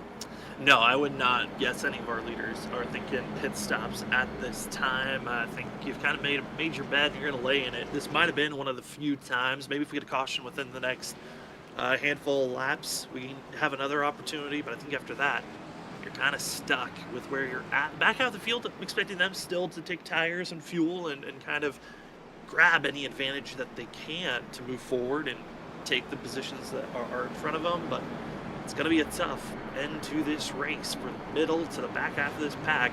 As longer we're seeing this race progress forward, we're seeing it's getting tougher and tougher to make some big moves as we got less than 40 laps to go here tonight. About to get back to green flag racing. It's going to be Benjamin Nelson, Larry Yingley, your top 2, Christopher Norris, Nick Crawford, 3rd and 4th, Brian Noel, Brian McCann going to be the next drivers in line. As we enter the restart zone, we're green here tonight with a total of 38 laps to go here at Kern Raceway. Larry Yingling had a great restart, stayed with him. They're going to stay side by side. Last time Nelson chose the inside, this time the outside. It does not matter. Larry Yingling wants to get the lead. Sliding up a little bit there, little contact almost, but Christopher Norris has the bird's eye view of these two drivers battling for his lead as we're under 40 to go. And Larry Yingling gonna keep it side by side off the exit of turn number 2. Will Yingling try to get his elbows out, maybe run up, push the 79 closer to that outside wall. He'll play neat and tidy, give some space, and they'll continue to stay side by side. Down in turn number 1, Yingling needs to make this pass quickly, because each lap that passes, that outside lane looks cleaner and cleaner, and almost ahead by a nose was Larry Yingling. They'll continue to fight back and forth. Who's going to have the lead off the exit of the corner? It's just too strong on the outside. Nelson keeps the lead for now. Nelson keeps it, but these drivers are driving. You can see the cars slide and slip and slide, and these tires are old or driving mean. But that 38, he wants to get to the outside quarter. As we got a caution, not going to be able to happen right there. They're going to have to line him back up. Everything's going to have to go back to a restart here, Sam. Yellow, number 18. And just trying to grab too much, the 7, Douglas Newbiggie, who's been having a rough night tonight, caught up in another wreck, and it looks like this one is a little bit more of a self-sabotage moment.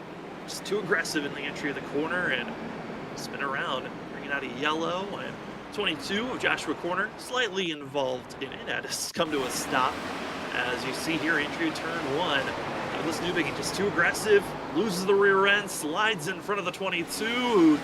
Just a small little graze and sends the 7 down the apron, and Collie also able to avoid that incident. Yeah, Collie, the driver right now tonight who was avoiding incidents, and that's really good on his end. Always good to avoid an incident, get no damage, and a little blink there from Douglas Newbiggie. But man, how about that battle though, Sam? We're seeing this track put on really good racing when these drivers get side by side. Larry Yingling, he has something for Benjamin Nelson. I don't know if he's going to be able to do it. We're going to find out. But what he did on that restart, he was able to stay with them. That was the first time we really saw the second place car be able to stay with the leader. So not sure if it's those inside tires maybe giving up a little bit and he's having to brake sooner. But whatever Larry figured out, he's going to be showing here it to the whole viewers on this next restart. Yeah, feeling a lot more comfortable, you could say, is Larry Yingling on this next restart. Benjamin Nelson working that outside lane, feeling comfortable for themselves. But again, they do have to be careful of those that have fresh rubber behind them. The more laps that tick away, the more chances that might see some drivers decide, okay, I'll pull it into pit road, get some service done. The drivers with the freshest of rubber currently, there's about a 46 lap difference between our top 4 to Brian Noel. And we find ourselves with around a 86 lap difference between our top 4 back to Shane Terrian and Danny Cochran. So there's a massive gap that's being built around drivers that have fresher rubber compared to our top 4, and they are certainly hoping that these cautions kind of line up perfectly to allow them to stay up front. But with 30 laps to go, each lap that passes makes it more and more difficult for the drivers behind to make moves. Makes it all harder. And one thing that is going to be hard for the 38 of Christopher Norris, we saw him almost have a chance to get to the outside of the 67 when they were battling, and if he could have done that, it could have maybe pinched the 67 down even more, and maybe he could have got around him. But now the problem, he's going to be restarting 3rd on the inside. He's not 79 is going to choose the outside most likely, it seems here, which is going to give Nick Crawford a chance to maybe clear the 38 and then battle the 67. If he's able to get to the outside, it could move Nick right up into 2nd position, and he'll be battling Benjamin Nelson here at the end. So this is going to come down to these restarts. We know in real life the drivers were begging for that choose cone, and then NASCAR finally instituted it. Maybe eventually it'll come to iRacing, but right now Christopher Norris is going to be down on the inside row. Has to stay down low. It's not the worst place to be. We'll see on this restart. As Benjamin Nelson, Larry Yingling, they have been in the top 2 for the majority of the night. Now it's time to see, can they stay the top 2 as we are green down in turn number 1. Better launch for Larry Yingling. Christopher Norris, though, big wiggle. They're going to be 3 wide, battling for 4th. As the 38 goes extremely wide, our top 3 trying to pull away as the rest of the field scatter around the 38 machine. It looked like the 74 maybe got up in that wall, a speck coming out of the corner. I'm not sure, it just looked like it from that camera angle.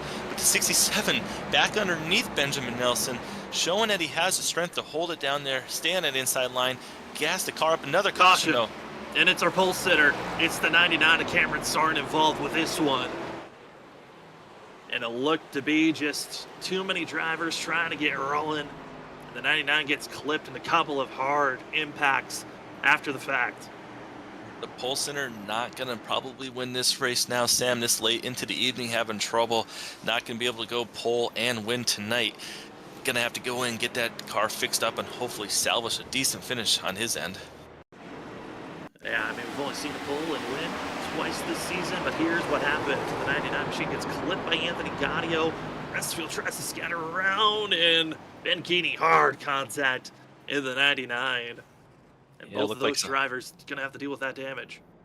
Looked like some damage, too, for the number 3 of Ryan Kelly. Unfortunately, I know he got the lucky dog earlier in this race, but right there, it looks like he maybe clipped the left front, too. Gonna have to go in and get that fixed as well, as that 99 is beat up on the left front and right front, Sam. Not what you want this late in the race. Absolutely not, but I think the big thing that you can take away from it is at least you didn't get a required damage flag that's going to force you into pit road, but at least you know your race isn't completely over, as some drivers decided to go into pit road. One, surprisingly, I know he didn't have the best restart, but Christopher Norris in the 38 machine deciding to come into pit road, taking 2 tires. He's going to be all the way back in 24th position. Oh man, he was up inside of our top 4 right before that last restart, and now he's got a lot of work to do if he wants to take some of these positions back.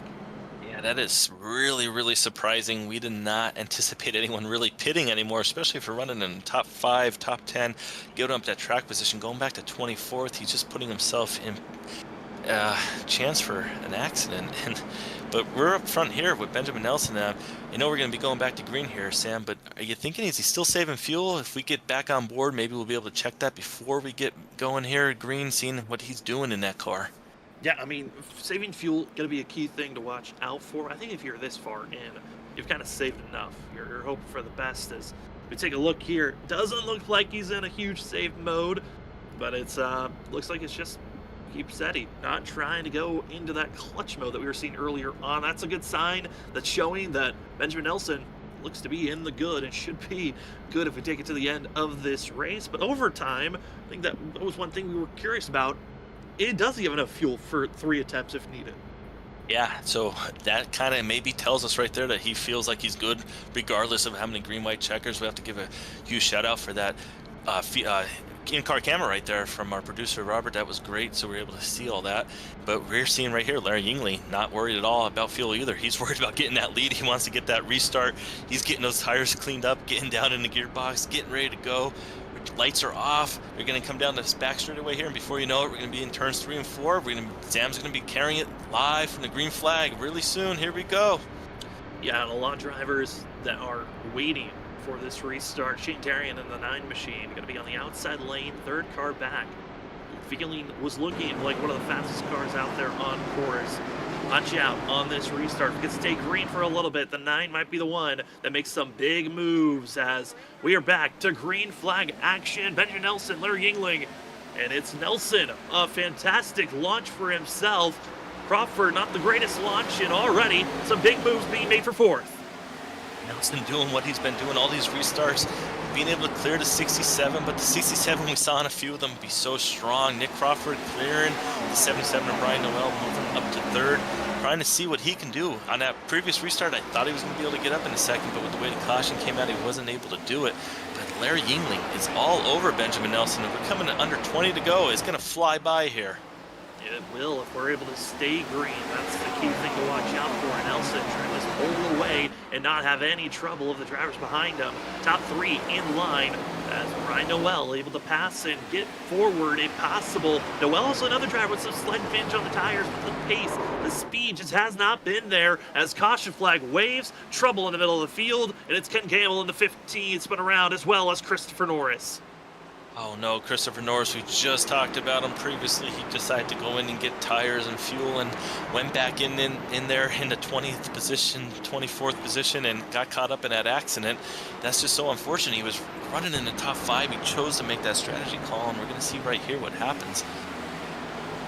Looks like Ollie Fonseca maybe getting a little loose up in front, and then, yeah, up there to 15, and then just 38 just kind of locks it up.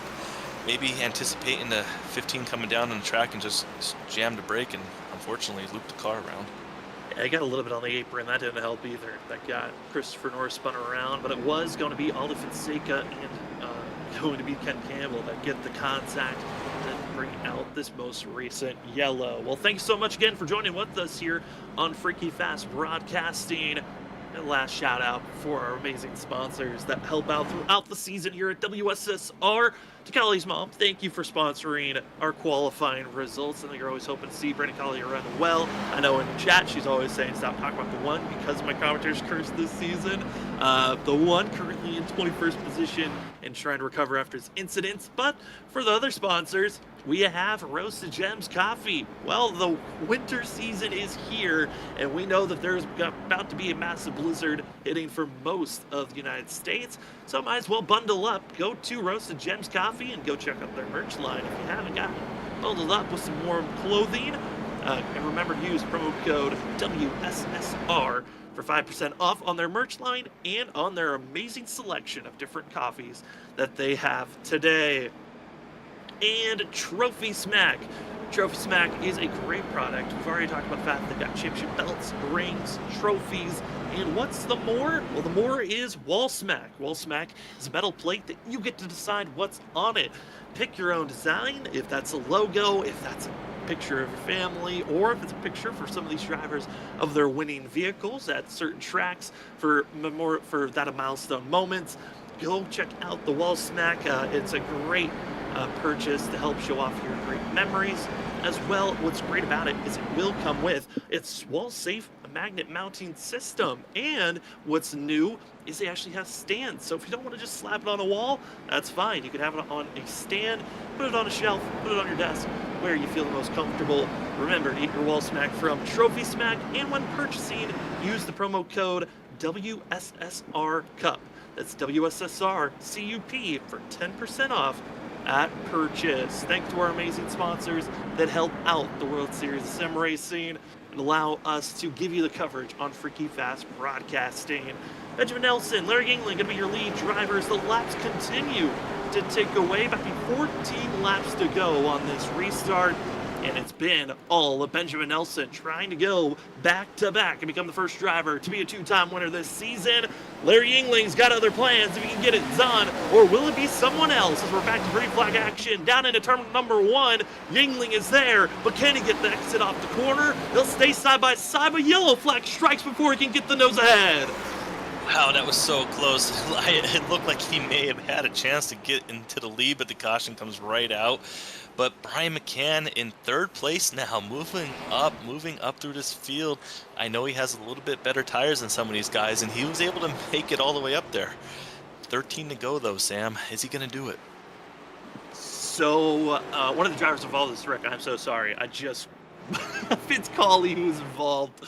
But it was another restart incident, drivers stacking into one another.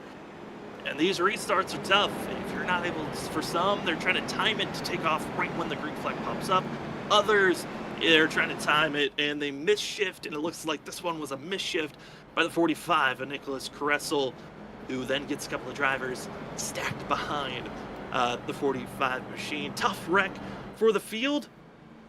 But with 12 laps to go, I believe Justin, I know the league doesn't like to hear this, but I think we're in the history books. I believe this race has officially become the race with the most cautions ever in WSSR history, which a new track, a car that's never ran at this track before in the past. I'm not surprised that this happened. Yeah, we'll give them the benefit of the doubt there, new track. But we have Martinsville coming up, and we won't want to see that. Then at Martinsville, we'll have to try and keep that down at like 8-10 cautions going forward. 200 laps at Martinsville later on in the schedule. But tonight, yeah, we'll chalk it up to new track, unknown. Not sure what was going to go on here. Everyone's new to this track. Me, you, the drivers, the viewers, it's all new here. But it's been a great race. The Kevin Harvick's Kern Raceway has definitely got my vote. I'm excited. I want to get out there now and try it one of these days. Yeah, I think it might be the track and car combination. I feel like I know drivers talked about, and there's been official races on iRacing of having the trucks at this track, and certainly drivers have said this track is fun. It's tough. It's a tough track when you're not used to it. I know there was a lot of, again, disparities on drivers that put a lot of practice time in compared to those that didn't, and it is showing. here tonight of the differences. Drivers feeling comfortable and confident, aggressive into the entry of a corner compared to those that are feeling comfortable and confident on the exit. And these drivers now know it is about to be the last couple of restarts here tonight. 10 laps to go. And Benjamin Nelson's going to be the lead driver. Larry Yingling in second. That of Nick Crawford's going to be in third. The rest of the field, they know it is about to be crunch time on big moves that you can make because you're running out of time if you're going to make any of those aggressive passes. As we're stacking up, getting ready to go. Justin, if you were in this scenario, what would your mentality be if you're trying to set up for this restart knowing we're with less than 10 laps to go? Yeah, 79, my mindset's going to be doing exactly what he's been doing. Get the lead, get out there, and hold off that 67. The driver I want to keep my eye on, though, is that machine of Brian McCann. The number 8, he's got those little bit better tires. He's going to be on that outside line. He needs to get up there, time Nelson's restart perfectly so that he can go when Nelson goes and try and get in front of the 67. So this way, if the caution does come out, he'll be the one on the inside line. And here we go, Sam. Into the restart zone. Larry Yingling a little bit late on the restart. Instead, the advantage goes to Brian McCann, who's going to be on the outside just slightly for second place.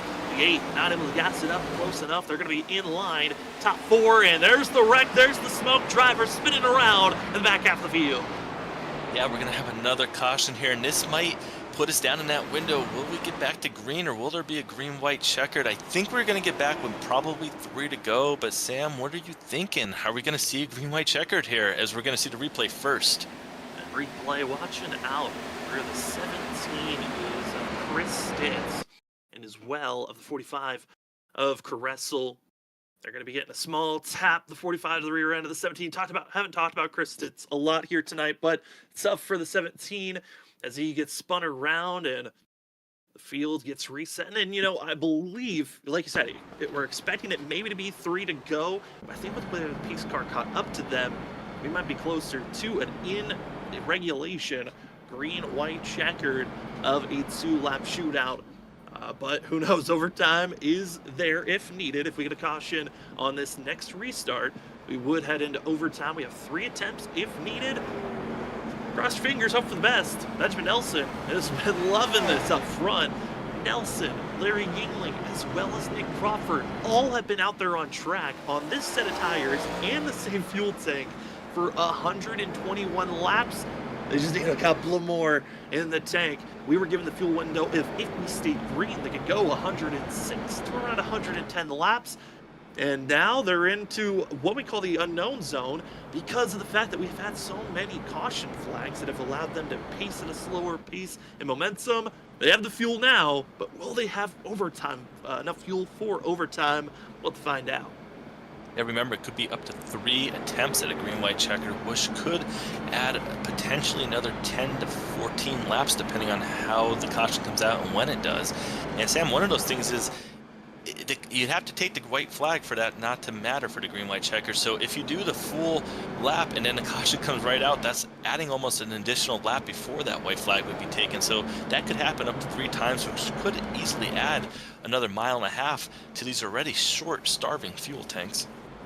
They're searching for anything that they've got. Still waiting for that light to tick off on the pace car to give us that indication of 1 lap to go.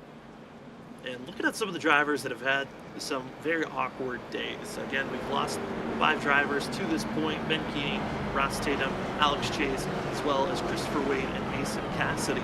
5 drivers have called it a night already. 26 drivers are on the lead lap, with Brandon Gottlieb going to be the last driver there in 26th. Biggest mover so far tonight going to be Edward Sherwood Jr. of the 71, up 25 spots, starting all the way back in 30th. Our second biggest mover of the night, Danny Cochran, started all the way back in 31st position as well, part of 2 drivers that had to start in line with penalties that carried over from Indy. So not a bad day to be up 21 spots for Danny Cochran inside of the top 10. Edward Sherwood Jr. up inside of the top almost 5 with the 71. They're all chasing Benjamin Nelson, who's trying to become the first driver to go back-to-back and have 2 wins this season. Everyone else that's won has only won once.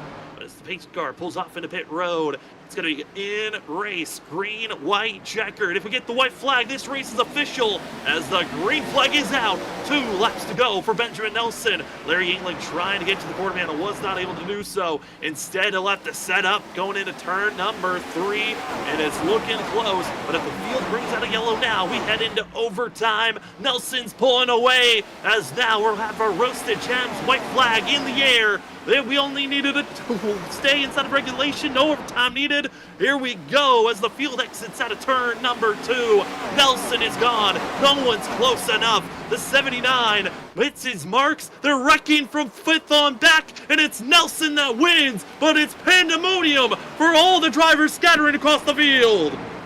Oh no, I think it looks like they're all wrecking except the top 5. Oh no, they saved a big one for the end here, Sam. I think Brian Johnson got caught up in that. That's going to hurt that 3.8 average finish, but there are drivers everywhere. Everywhere. There are some drivers that are flipped over and stuck that never even crossed the line with how bad that they got wrecked. Oh my goodness. As we take a look here at the burnouts, Nelson is enjoying his day. Everyone from 5th on back, they're scratching their head and wondering what just happened. Wow, what a wreck, what a mess. But congratulations to Benjamin Nelson becoming the first driver to become a multi-time winner this season. And he's in his mark at the right time. Regular season is crossed halfway. And for us, we'll step away when we come back. We'll talk to our top 3 in a spotlight driver right after this.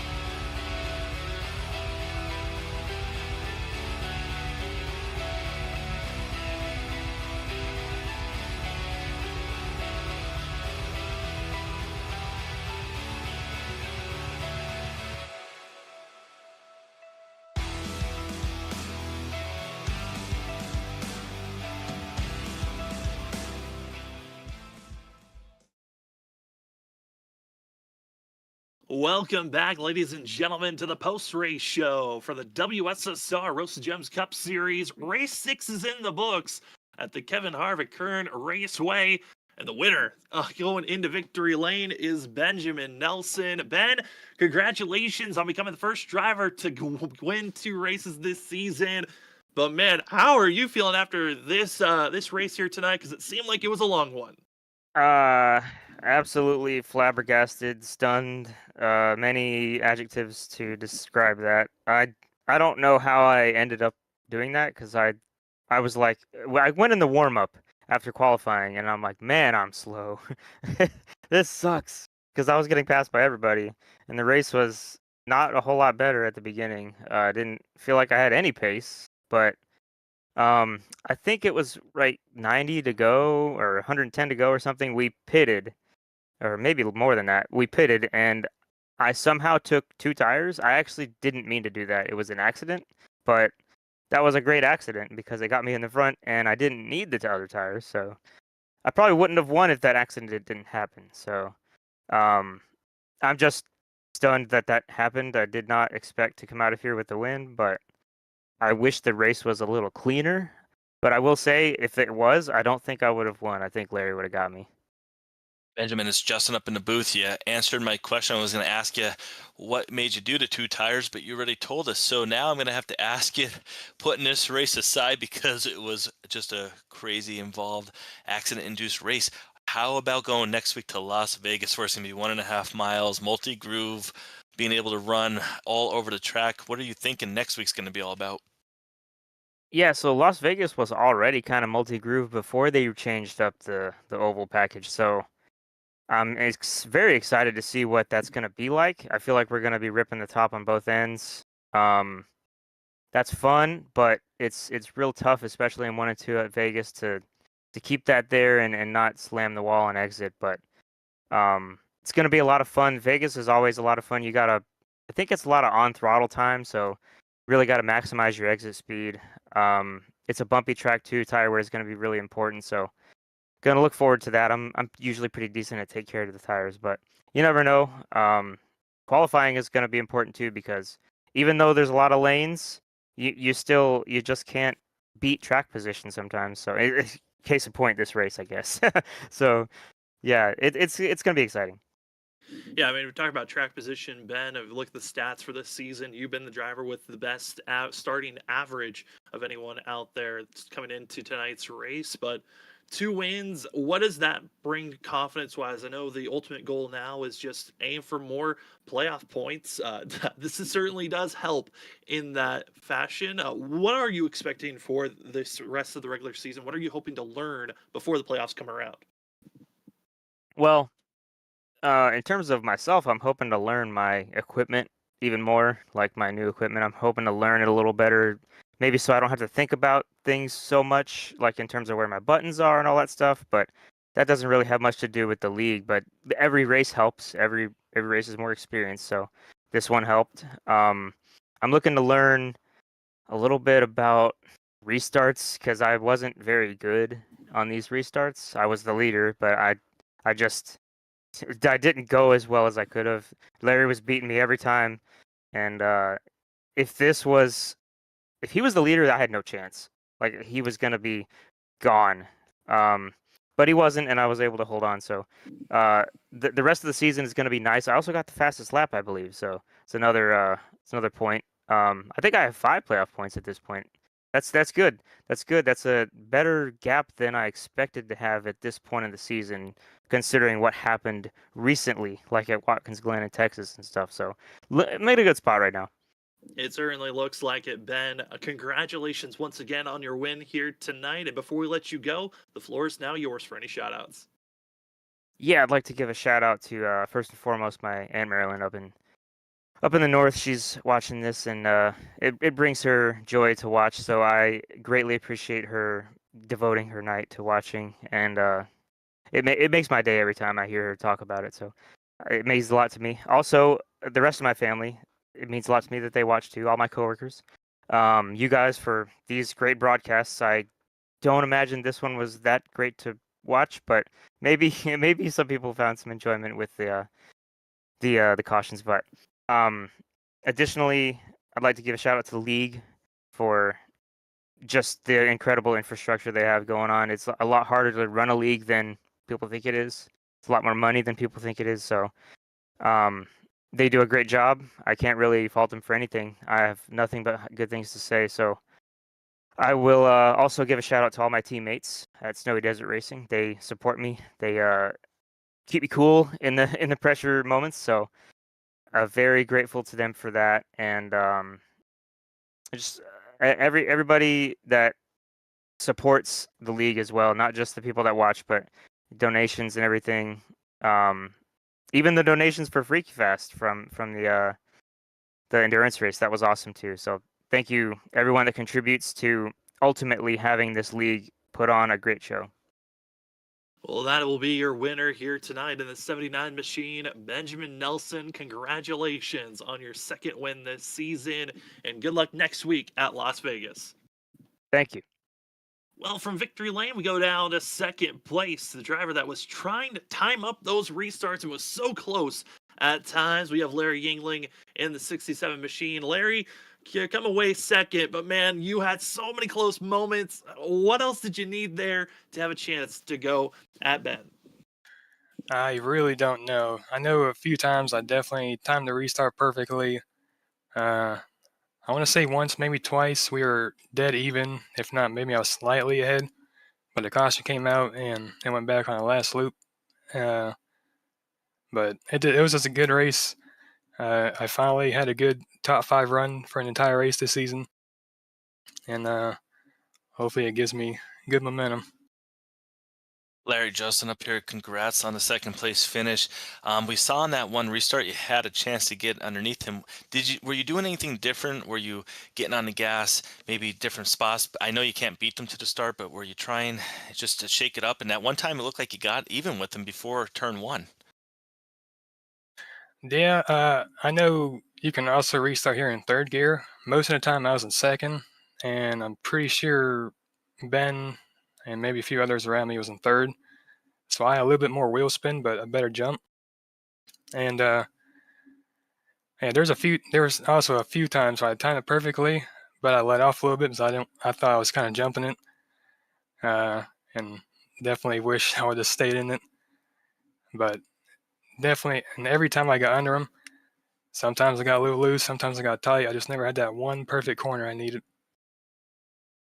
Well, Larry, I know tonight didn't go perfectly the way you wanted it, but still, second place, a great finish for yourself. We're heading to Las Vegas, Legacy, Michigan, and Pocono, our next 3 destinations. How are you feeling about those next 3 racetracks that are coming up? Well, I really hope tonight gives me good momentum because past history this season and part of last season is it's not really looking too good for my pace for the next few weeks. So hopefully it was the New Year turnaround for me.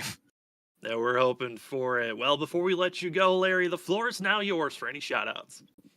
Definitely my teammates Ryan Kelly in the race and James Heater are watching. And my sponsors, Cody Glencock's Music on Spotify, YouTube, and TikTok, Port City Cards on Instagram, and DW0 on TikTok if interested in virtual or in person weight training or nutrition in the Shreveport, Louisiana area. And definitely shout out to you guys and hope I can get some more interviews in the future. We're hoping for it. Well, that will be the 67 of Larry Yingling finishing second here tonight. Congratulations and good luck next week. Thank you, sir. Well, from second place, we go down to third, where we find ourselves with the 74 of Nick Crawford, who's been finding some great momentum in the 74 machine. Nick, it's Sam and Justin up in the booth.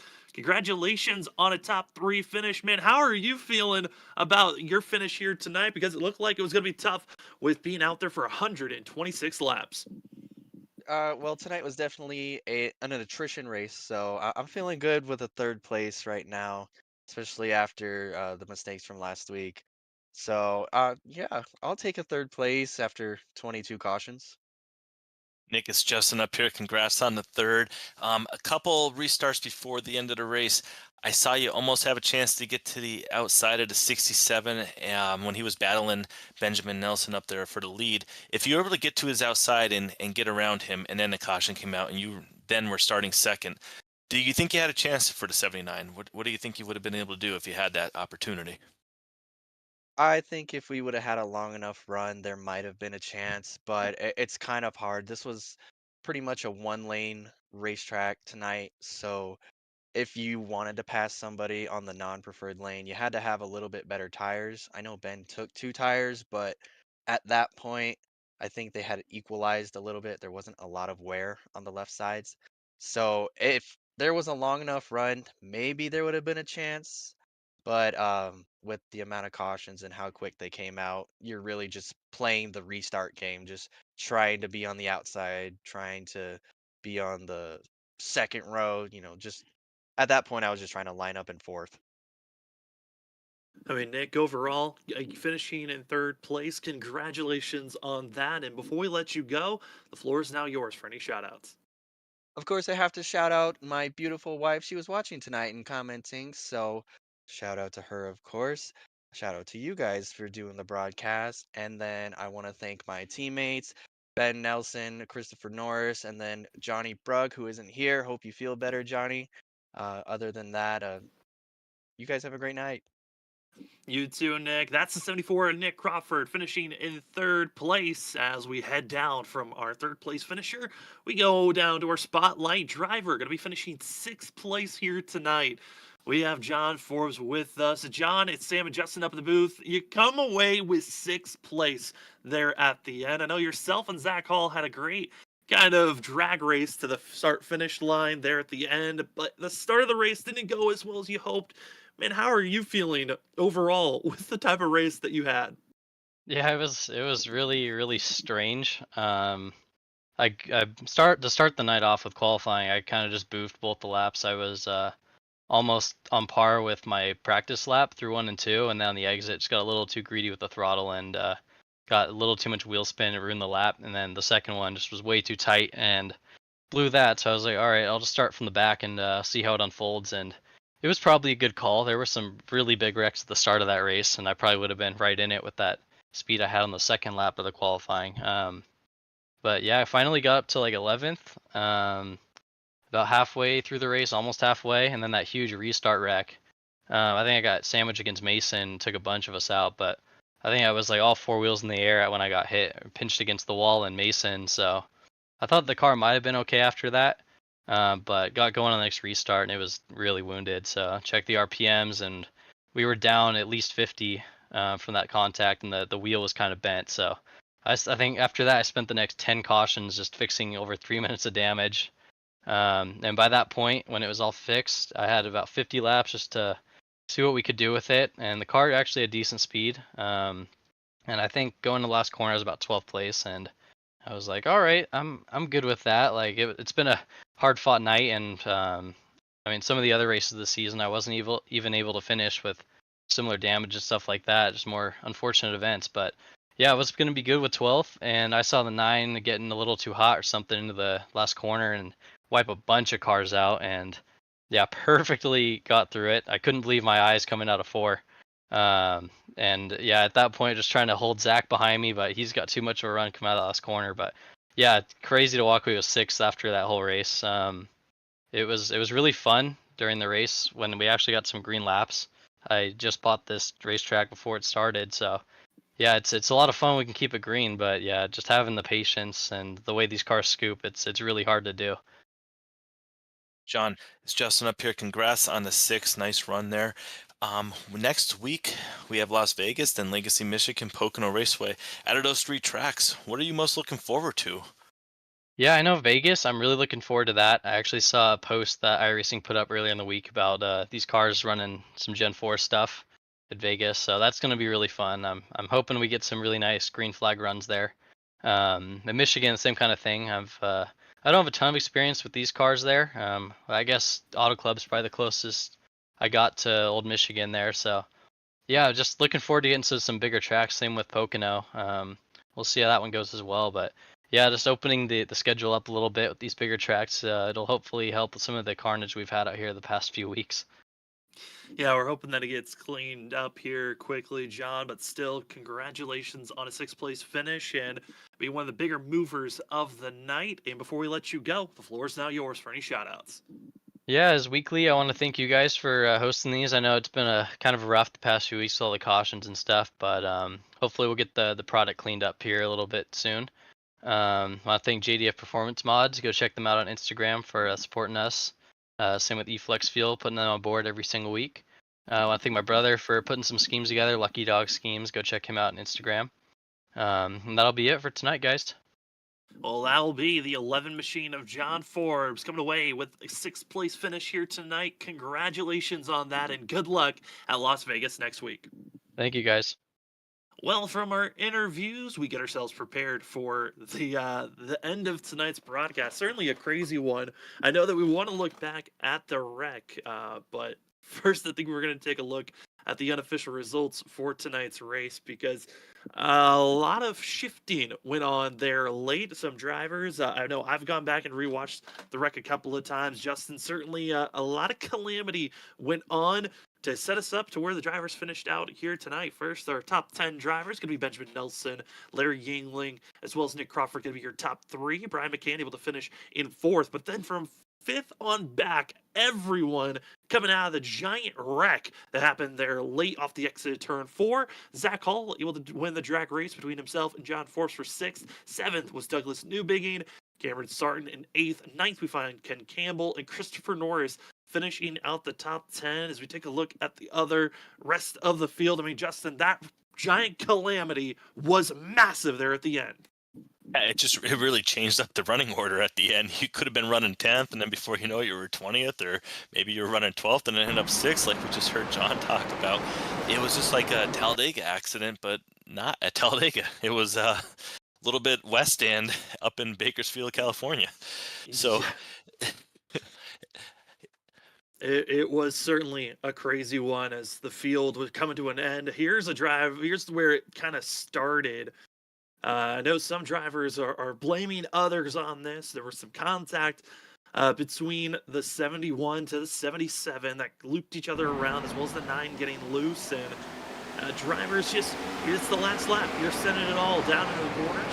Shane Terrian go into the corner trying to hit his marks, but this was coming to the white flag for these drivers, and you're building up this anticipation for themselves, and you know that it's going to be a big wreck when you've got teammates that are running against one another, like the 71 and the 77 were, and also other drivers with freshest rubber maximizing their speed. But there's the contact that gets the 9 loose, the 71 rear ends the 77, which made a chain reaction of a wall where Zach Hall splits it through. Same for John Forbes. Douglas Newby can get through, and more drivers piling in late. But watch out, coming from the top, it's the 45, full throttle, no woes, no worries, slamming in there, getting 11th, and the rest of the field gas it up, hope for the rest, as everyone else just continues to just ram their way, trying to get across the finish line. And Justin, that is calamity at its worst. yeah, one of the drivers that did have an issue, though, was Brian Johnson. We talked about him having that low average finish, and he was running 7th. I'm not sure where he ended up. I missed it in the running order when I was looking, but wow, Sam, I mean, that's just going to hurt him. Running 7th, and then before you know it, back probably in the 20s. There's the 9 that spun around. Everyone else gets through. Zach Hall, John Forbes, like I said, they pile their way on, but just Shane Terrian constantly just ripples across, and one of those things where he never even, from the center of 3 and 4 until he crossed the line, it wasn't the 9 under his own willing and power across the line. He got pushed across the start-finish line and finished 19th at the end of the day. And crazy wreck, a lot of mayhem, and drivers are still trying to cool down. But at the end of the night, short track racing, it brings up short tempers, but they're hoping that maybe in the future it's going to calm down as we take a look at our schedule here at Freaky Fast Broadcasting. We're excited for it. Starting February 12th, we are back to giving you the coverage on Monday nights of the ISRC Larry Art Productions Truck Series, coming back for Season 6. Tuesday, we are still looking for people. If you are a Tuesday night league, we are open to get booked. So if you're looking for a broadcast team on Tuesday nights, we are here for you. Wednesday nights, you know where we are. We are just finished up race number 6 into the second half of the regular season. We are on Wednesdays with the WSSR Roasted Gems Cup Series, and we are so happy to be having them joining us. New league Doghouse Cup Series going to be joining with us January 25th. Going to be the start of their kind of start of the preseason in a way for the field, and we are excited to be having a new league joining with us here on Freaky Fast Broadcasting. But man, it's been a wild one, Justin. Next week, I think everyone's happy that we're going to 1.5 miles and we're getting away from the short track racing. Yeah, we'll get to that multi-groove track where, as we talked to some of the other drivers, are really excited to get there, be able to run to the top, run to the middle, run to the bottom, but most importantly, they'll have room to be able to race without being right on top of each other, and hopefully we'll see some green flag racing, and I think if we do, I think we're going to see a really, really good strategy race. Yeah, we certainly should, and also drivers might have forgotten that it was a rule, but it was a rule that was implemented last season because they didn't like the fact there was so much ARCA braking going into wrecks. They said last lap, you still need to slow down. So expect a lot of those drivers there in that last calamity. Penalties, the hammer's coming down. A lot of drivers going to be starting in the back, heading into Las Vegas that maybe we're hoping they were going to be starting up front. But for us here at Freaky Fast Broadcasting, I think it's best for us to maybe just get out of here. Thank you so much for joining with us here on your Wednesday night. My name was Sam Dyer. Joining me up the booth was Justin Malarkey. Running productions was Robert Moyer Jr. And remember, everyone else here at Freaky Fast Broadcasting, thank you for joining with us. We'll see you on our next Freaky Fast broadcast, which will be next week, Tuesday. Daytona 300 for Doghouse Racing Series. They're having a Daytona 500 race. Don't want to miss out on that. And if we don't see you then, see you next week, Las Vegas, here for WSSR. We'll see you on our next Freaky Fast broadcast.